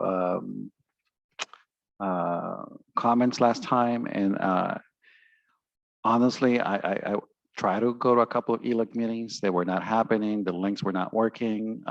So I was pretty disappointed to see that. I've been able to go to at least 3 more ELAC meetings after that. So there was definitely something happening. And I just want to make sure that we address that and that we bring it up here to the board to see what was actually happening at the site levels. And a shout out to all the ELACs meetings that I went. I learned quite a bit from our parents. So thank you. Any other requests? Director Fong. I'm not sure when we're getting an update on the next bond, so I'll just put that out there. Okay, anything else? Director Medina? No? Okay, great, thank you. Moving on to agenda item, or I items. These are informational items and just pulling your attention to them, particularly our school site reports from Comstock, Pioneer, and Santa Rosa High. And Superintendent Trunell, anything else for the good of the order?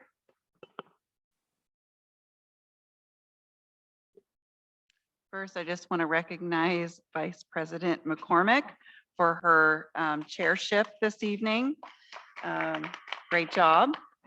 And it's 9:18 p.m. And thanks to everyone who's still with us this evening. Congratulations to all of our groups that we are recognizing. Thank you. All right, with that, I will say meeting adjourned. Good meeting, everyone.